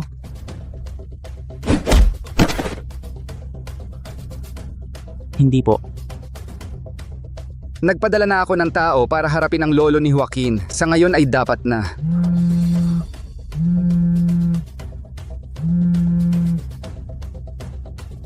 Presidente, nagawa na. Marco, sabihin mo kay Joaquin kung gusto pa niyang makita ang kanyang lolo, bukas ng alas 9 ng umaga, dalhin ang kasunduan sa paglilipat ng mga bahagi sa gusaling pabaya sa Hilagang Lungsod. Hindi mo ba naintindihan? Presidente, huwag mong idamay ang pamilya. Ako. Gago, Marco, sana ay maging matalino ka. Kapag nakuha ko na ang gawa ng langit, gagawin kitang vice-presidente ng samahan ng itim na dragon. Sa oras na iyon, maaari mo ring makamit ang iyong imperyo sa negosyo. Opo, Presidente. Naiintindihan ko. Sige. Si Miguel pala ay dayuhan.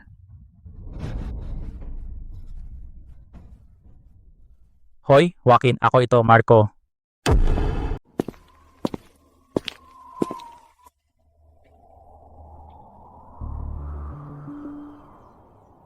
Tagapangulong Shen, nandito na ako.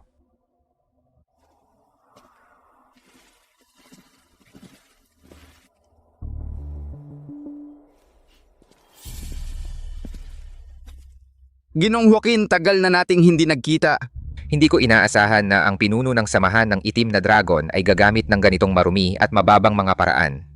Ginong Joaquin, basta't magtagumpay ka, hindi mahalaga ang paraan, hindi ba? Nasaan ang lolo ko?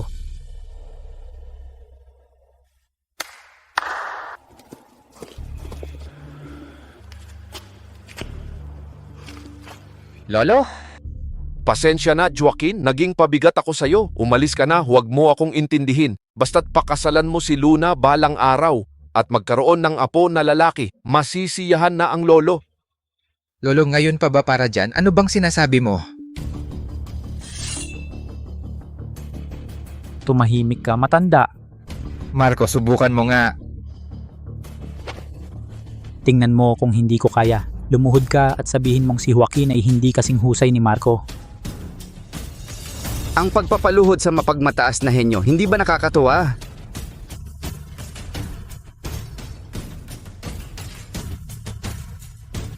Marco, sobra ka na! Tumahimik ka. Ikaw na walang hiya. Kung hindi dahil sa'yo, sana'y nagtagumpay na ako.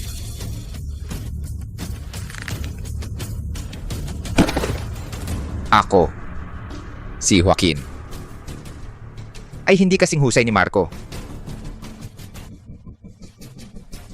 Joaquin, umabot ka rin dito.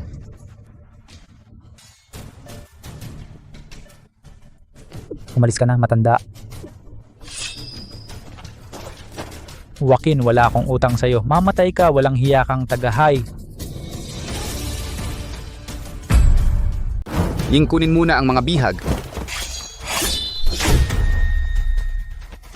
Lolo, ayos ka lang ba? Ayos lang. Lolo, buti na lang ayos ka lang. Bakit ikaw na traidor? Hayop ka! Marco. Ako si Marco Ramirez, pera ang buhay ko. Totoo, marami akong nagawang mga masasamang bagay. Ngunit ako, si Marco Ramirez, ay hinding-hindi magiging taksil sa bayan. Marco. Joaquin, ako si Marco Ramirez ay mas magaling kaysa sayo. Walang nagawa, sira ang lahat, walang kwenta. Sobra pala ang pagtingin ko sa'yo. Hindi ko akalaing ang kilalang samahan ng itim na dragon ay may dayuhang presidente pala. Mr. De La Rosa, siguradong akin ang gawa ng langit. Ang grupo ng Shengshi ninyo ay hindi makakalaban sa akin, kahit na matalo ako ngayon. Pero mayroon pa akong libu-libong paraan upang makuha ang lahat ng gusto ko. May kasabihan sa dakilang siya, madaling iwasan ang lantad na pag-atake, ngunit mahirap ang lihim na pagsalakay. Mr. De La Rosa, pinapayuhan kita. Ang marunong umunawa sa panahon ay siyang magaling. May isa pang kasabihan sa dakilang siya, kung may sundalo, may general, kung may baha, may pilapil. Sige, abangan natin. Tara na. Sino bang nagsabi na pwede ka nang umalis? Magaling ka talaga, pero lahat ng kasama ko ay magagaling. Hindi pa tiyak kung sino ang mananalo. Hindi kailangan ng madugong wakas. Karapat dapat ba ang mga basurang ito?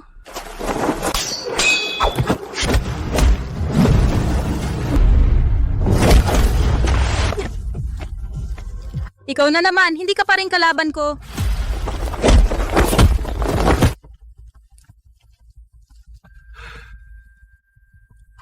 Para sa kaharian ng dagat.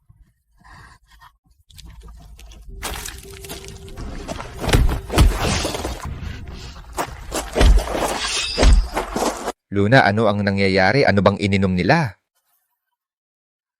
Lumakas ang kanilang lakas ng 3 beses o higit pa. Ipinagbabawal na gamot ba ang mga iyon? Presidente, hindi na kita mapoprotektahan, umalis ka na. Sige. Hindi ka makakatakas. Uminom kayo ng ipinagbabawal na gamot, pero hindi kayo magtatagal. Sapat na yon hanggang makaalis ang presidente. Talaga, hindi naman tiyak. Paghawak ng espada sa pamamagitan ng hangin. Bumalik?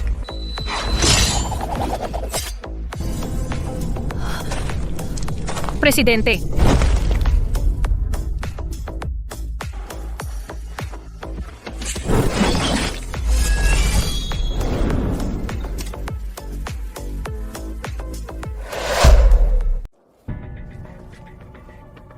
ano pang hinihintay mo? Habulin mo na!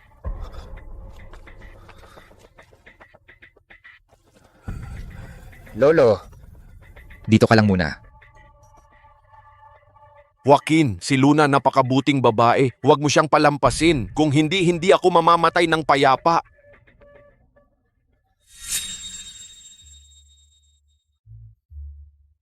Huwag kang mag-alala, Lolo. Tiyak na pakakasalan ko siya. Sige.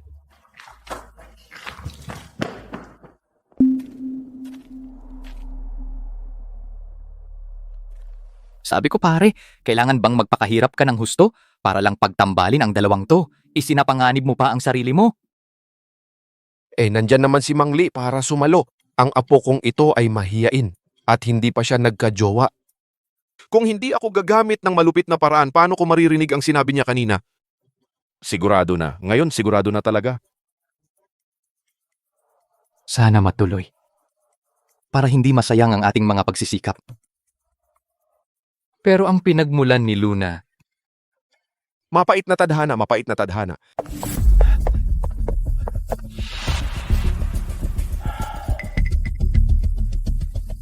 Joaquin, hindi pa ito natatapos. Sa tingin ko tapos na. Ikaw, imposibleng nandito ka. Nasaan si Naying? 3 beses na lumakas ang kanilang lakas. Nauna na silang pumunta sa impyerno para maghintay sa iyo. Miguel, anong balak mo? Miguel, tapos ka na.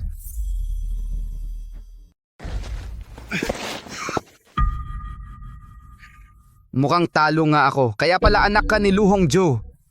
Kamukha mo talaga ang mga magulang mo. Pareho kayong may talento. Anong ibig mong sabihin? Huwag mong sabihin. Oo nga. Noong bumagsak ang eroplano ng mga magulang mo, ako ang may gawa noon. Anong sabi mo? Kung may sisihin man ang mga magulang mo. Noong nag-aaral sila sa Haiguo at may bagong natuklasan, hindi nila naisipang maglingkod sa ating Haiguo. Gusto lang nilang bumalik sa dakilang siya. Hindi mo ba iniisip na dapat silang mamatay?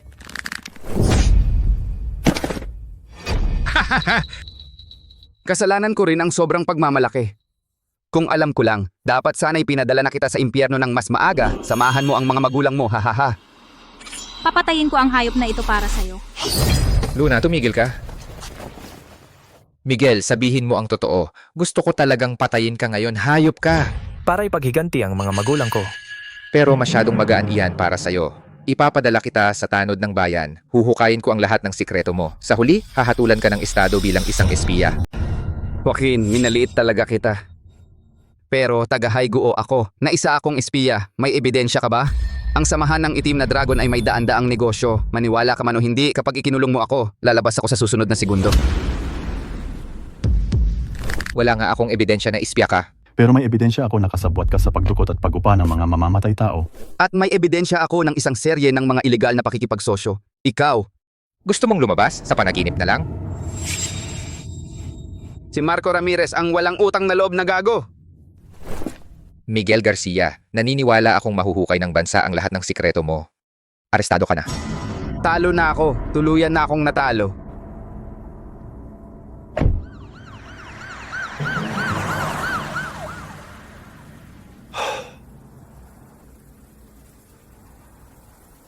Anong nangyari? Luna, salamat. Bitawan mo ako. Salamat sa pagprotekta mo sa akin, sa pagligtas mo sa grupo ng Shengshi, sa pagligtas mo sa lolo ko. Ang mga utang na loob na ito baka hindi ko kayang bayaran sa buong buhay ko, kaya hayaan mong bayaran ko ito habang buhay. Anong ibig mong sabihin? Gusto kitang maging nobya. At magiging asawa ko balang araw. Titiyakin kong magiging mabuti ako sa iyo. Titingnan natin ang iyong pagganap.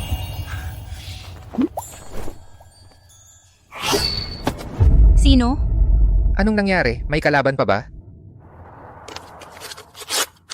Sulat kamay ni Guro. Luna, hindi mo ba gustong malaman ang iyong pinagmulan? Pumunta ka sa rooftop para makita ako. Sasabihin ko sa iyo ang lahat ng gusto mong malaman. Anong nangyari?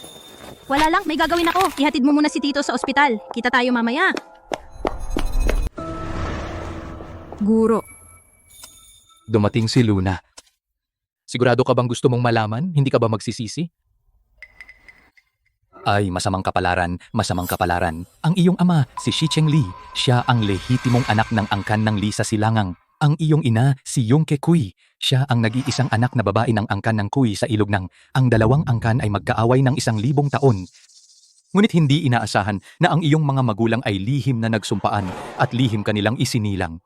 Ngunit hindi maitatago ang katotohanan. Isang beses lang akong nakipagkita sa iyong ama, ngunit nang mabisto ang lahat, ang iyong ama ay nagmakaawa sa akin. Sa paniniwalang ako lang ang makapagprotekta sa iyo, naawa ako kaya kinupkop kita at natupad ang kanilang nais para sa iyo. Kusang loob silang sumuko sa kanilang angkan. Hanggang ngayon, hindi alam kung sila'y buhay o patay. Kaya pala, ama't ina. Kaya pala. Ito ang iyong pinagmulan, ang nais mong malaman. Bilang iyong guro, isa lamang akong tagalabas. Ang kaya ko lang ay ituro ang sining ng pakikipaglaban.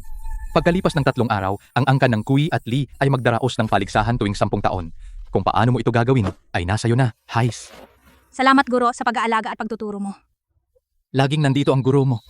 Guro! Angkan ng Lisa Silangang, angkan ng Kui sa ilog ng, kung buhay pa ang aking mga magulang, kaya kong maghiganti ng dahan-dahan. Ngunit kung wala na sila, ama't ina, hintayin ninyo ako. Luna, ano ang nangyari sa'yo? Ano ang nangyari? Wala lang?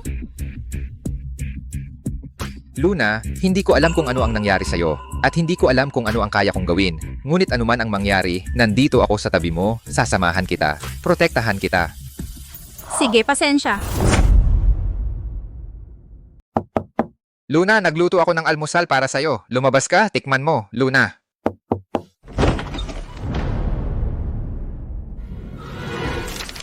Joaquin, may kailangan akong asikasuhin. Hindi na ako pwedeng maging personal mong bantay, pero huwag kang mag-alala. Nakipag-ugnayan na ako sa mga opisyal at nakumpirma ko. Pagkatapos magpapadala sila ng magbabantay sa'yo.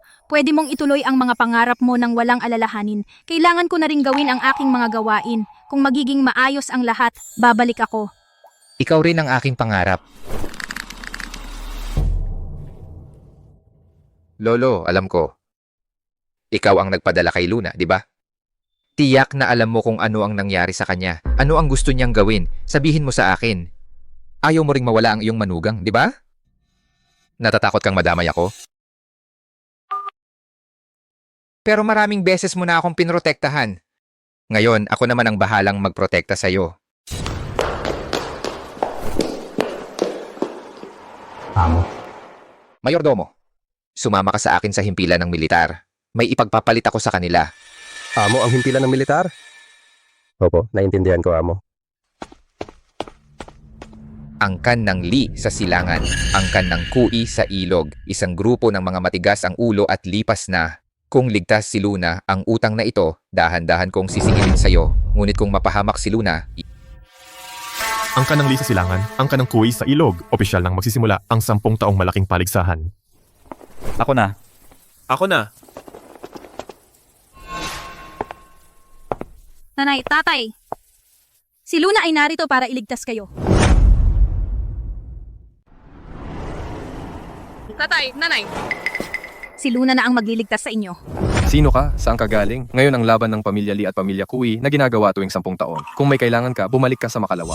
Lee ang apelido ko. Ang Lee na mula kay Shicheng. Wala akong pakialam sa apelyido mo. Shicheng Lee, pamilyar ang pangalang iyan. Bakit parang kapangalan ng dating puno ng pamilya Lee? Ako ang anak ni Shicheng Lee Maria Luna.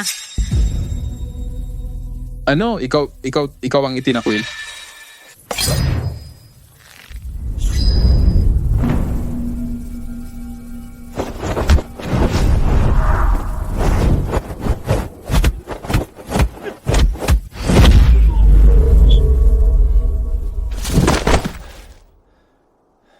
Sino pa? Sino pa? Dalawang sunod-sunod na panalo. Isa pang panalo. Sa labanang ito tuwing 10 taon, nanalo ulit ang pamilya Kui. Pinuno ng pamilya Lee. Ang lugar sa silangan ng lungsod, kukunin ko na. Noong una, sino ba ang hindi man lang nakayanan ang isang galaw ng aking kuya? Kung hindi lang naakit ang aking kuya ng babaeng mang-akit mula sa pamilya Kui. Karapat-dapat ba ang pamilya Kui na makipagsabayan sa pamilya Lee? Ang pamilya Lee ay talagang nauurong. Ngayon, bumaba na sila hanggang sa pamamahala ng mga babae. Ikaw? Tama na, Sofia. Tama na, Sofia. Mula ngayon, ayoko nang marinig na tinatawag mong kuya ang halimaw na iyan. Hindi siya anak ko at hindi rin siya kabilang sa pamilya natin. Opo, naiintindihan ko po, Itay. Paulit-ulit mong sinasabi na hindi ka kabilang sa pamilya. Kung ganon, kaya mo bang patayin ang anak mong si Shicheng Lee? Ano ang silbi ng pagkakakulong sa kanya? Sa tingin mo, yun ba ang pagiging matuwid mo, Carlos? Yan Chang Kui, ang kapatid mong si Yung Kwe Kui ay nangaakit ng mga lalaki at nagsilang pa ng isang anak sa labas. Bakit hindi mo siya patayin para sa katarungan? Sa mga gawain ng mga Kiwi, hindi ninyo kailangang makialam. Kung mabuhay man o mamatay, hindi na ninyo kailangang magsalita. Hindi ko na nais banggitin ang mga lumang kwento. Ngunit sa paligsahan ngayon, talagang matatalo ang pamilya ninyo. Sa paligsahan ngayong taon, hindi pa tiyak kung sino ang mananalo o matatalo. Sa mga walang kwentang tao sa pamilya ninyo na may babaeng namumuno, hindi talaga magkakaroon ng sino mang magaling sa inyo. Hindi yun tiyak. Yautian, ikaw na. Opo, Lolo.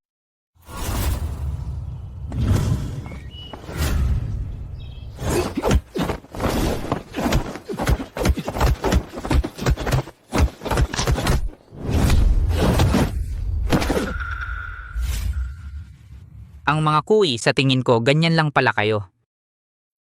Ito ba ang alas ng pamilya ninyo? Sa tingin ko, hindi naman ganoon kagaling. Jiwei. Sige, ako na, Itay. Ang pamilya ninyo ay ganito, samantalang ang mga Kui ay ganito. Jiwei Kui, gusto mong masapak, di ba?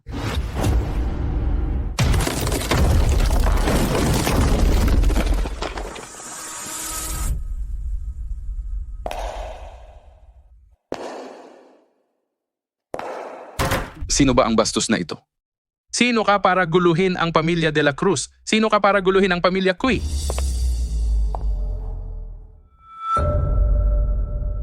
Lee ang apelido ko. Gaya ng kay Shicheng Lee. Ako si Maria Luna. Talaga? Ikaw nga ang aming kaanak na isinilang nasalot. Ano? Ikaw na salot. Lakas loob kang bumalik.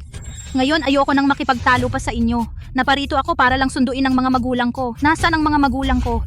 Hahaha, mabuti. Noon, nagmamakaawa ang hayop na yon. At dahil bata ka pa, kaya hindi ko na lang pinansin.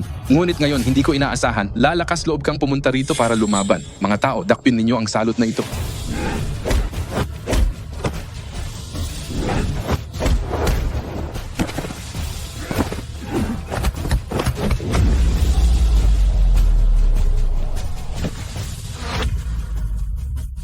Sabi ko na nga, ngayon, gusto ko lang malaman kung buhay o patay ang mga magulang ko. Nasaan sila? Kung gusto ninyong lumaban, ako si Maria Luna, lalaban ako hanggang dulo. Kaya pala naglakas loob kang pumunta rito. Kaya pala mula sa kung saan ka natutong lumaban. Ngunit ang aming angkan ng Lee ay isa sa 4 na dakilang angkan ng sining pandigma sa dakilang siya. Sa ganyan lang, lalakas loob kang manggulo sa aming angkan, naghahanap ka ng kamatayan, salakayin ninyo siya. Kayong mga alagad ng Kui, lusob din kayo. Baliin ninyo ang mga kamay at paa ng salot na ito lahat. Tay, anak pa rin ito ng kuya. Tama na, ang pamilyang De La Cruz ay hindi nagkaanak ng ganyang walang hiya. Mula nang siya at ang babaeng Kui nagsama sila. Hindi na siya anak ko. Kung babanggitin mo pa ito, lumayas ka na rin sa pamilyang De La Cruz. Lumpuhin ninyo siya.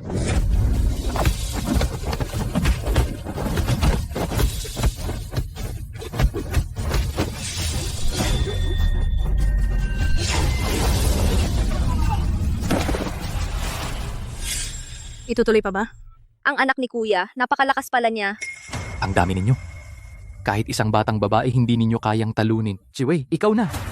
Ikaw ang anak ng malandi kong tita na bastarda. Medyo malakas ka. Sayang, hindi ka makakalaban sa akin. Payo ko sa'yo, mas mabuti pang...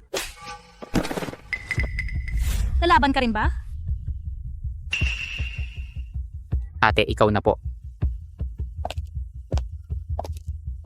Nasaan ang mga magulang ko? Ikaw na bastarda. Sinugatan mo ang anak ko. Ikaw. Tatanungin kita ulit, buhay ba o patay ang aking mga magulang? Nasaan sila? Kung hindi, wag mong sisihin ako kung maging bastos ako.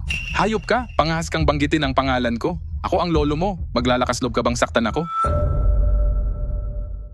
Lolo, anong karapatan mo? Nasirain ang pamilya ko, na iniwan akong walang magulang mula pagkabata. Ano bang kasalanan nila? Ano naman ang kasalanan ko? Anong klaseng lolo ka? Mali na ang pagsasama nila at mas lalong mali na ipinanganak ka. Ito ang tuntunin ng mga ninuno natin. Tuntunin. Anong kalokohang tuntunin iyan? Ang alam ko lang, mas mabuti pang gibain ng isang templo kaysa sirain ng isang kasal. Ika-21 siglo na ngayon. Hindi na ito ang lipunang pyudal noong unang panahon. Kung hindi mo ibibigay ang mga magulang ko ngayon, wag mo akong sisihin kung maging bastos ako. Kaya mo ba? Hindi mo ba gustong malaman? Sige, sasabihin ko sa'yo, patay na ang mga magulang mo, hinubad ang balat, pinunit ang litid, at inilubog sa kulungan ng baboy. Anong sabi mo? Patay na ang mga magulang ko. Oo, patay na. Patay na ang mga demonyong iyon.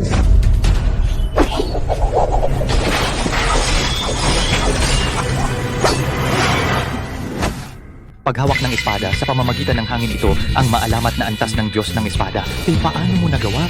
Tatanungin kita ulit, totoo bang patay na ang mga magulang ko? Buhay pa sina kuya at Yunke. Ang isa ay nasa piitan, ang isa ay nakakulong sa silid ng pamilya Kui. Dalhin mo ako agad sa mga magulang ko. Ikaw si Maria Luna, di ba? Pwede kitang bigyan ng pagkakataon para makasama mo ang mga magulang mo at palalayain ko ang inyong pamilya, pero kailangan mo munang kilalanin ang iyong angkan. Maria Luna, kahit gaano pa kalaki ang kakayahan mo, sa paningin ng pamilya Lee, ikaw ay isang bastardo na walang pangalan. Kung hindi mo kikilalanin ang iyong angkan, hindi ka makakapasok sa dambana ng pamilya Lee. Hindi ka rin mapapabilang sa talaangkanan ng pamilya Kui. Walang karapatan, hindi ka rin kabilang sa pamilya Lee. Kaya hindi ko kailanman hahayaan kang makasama ang iyong mga magulang. Tama. Ang mga magulang mo ay nagkaroon ng bawal na relasyon na sumira sa daang taong reputasyon ng dalawang pamilya. Bilanggo ang kanilang katawan, ngunit ito ang nagligtas ng kanilang mga buhay. Kung hindi, sa tingin mo ba'y mabubuhay pa sila hanggang ngayon? Kung tutuusin, kahihiyan ito sa ating mga angkan. Kung kikilalanin mo ang iyong angkan, hindi ka na magiging bastardo. Maaari rin naming ipahayag na dahil sa iyong pambihirang talento at sa iyong kabutihan at pagmamahal sa magulang, napaantig ang langit. Ang mga pamilya Kui at Lee ay nagbibigay sa inyong pamilya ng pagkakataon na magpakita ng awa at ibalik ang inyong kalayaan. Luna, si tatay at si Yan Kang Kui ay nais patunayan sa mga magulang mo na ang anak na kanilang isinilang ay hindi isang anak sa labas na itinatago, kundi isang lehitimong dugo ng mga Kui at Lee. O kaya dalhin mo ang pangalang bastardo at hinding-hindi mo makikita ang iyong mga magulang o kilalanin mo ang iyong angkan. Simula ngayon, ikaw ay magiging lehitimong inapo ng mga Kui at Lee. Ang iyong mga magulang ay magkakaroon din ng karapatang itaas ang ulo. Basta't makakasama ko ang aking mga magulang, kikilalanin ko ang aking angkan. Pero ayokong maghintay ng matagal. Huwag kang mag-alala. Ayoko na ring makita kayo. Dito na kayo mag-alay ng tsaa at yumuko para kilalanin ang inyong angkan. Gawin na lang natin ito ng simple. Sige.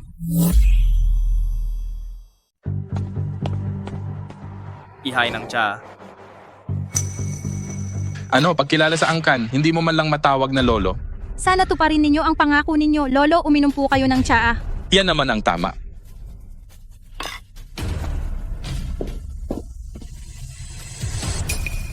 Hindi mo na ako kailangang tawagin. Ang apong babae ng mga kuy, wala ka pang karapatan. Hindi ko matanggap ang tawag na yan at hindi ko ito tatanggapin. Ang pagiging pamangkin mo sa akin. Lumuhod sa nakatatanda.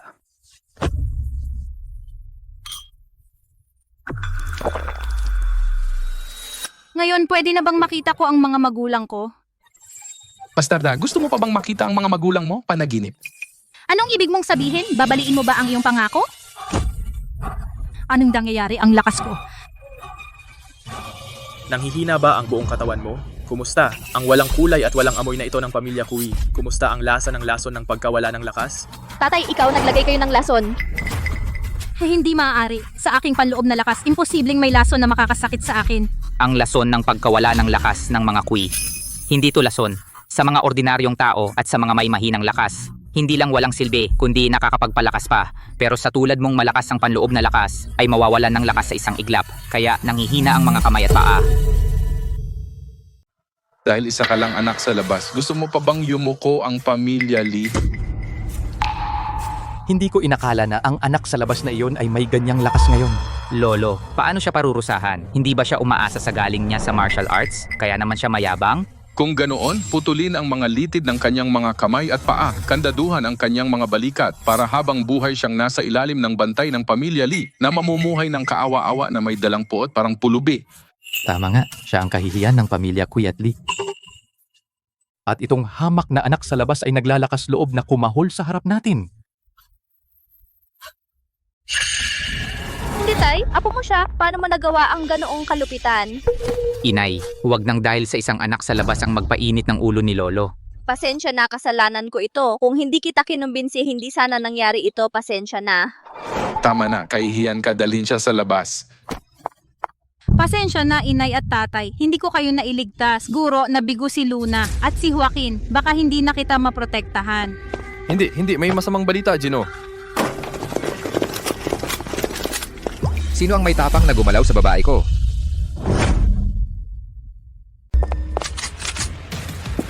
Ayos ka lang ba?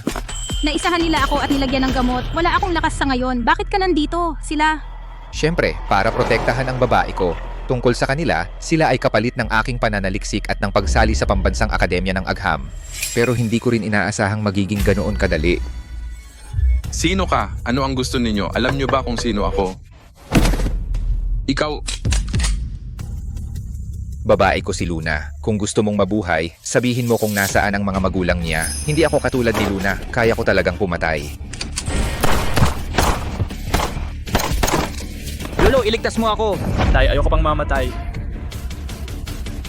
Hoy! Sabi ko, dadaling kita. Tama ba talaga ito? May batas sa dakilang siya. Huwag kang mag-alala. Wala ni isang mabuti sa mga angkan na ito. Napakarami nilang ebidensya ng krimen. Gagamitin ko ang batas upang sila'y maparusahan. Luna, tara na sunduin natin ang mga biyenan natin pa uwi. Sige. Salamat, Joaquin. Sunduin natin sina mama at papa pa uwi.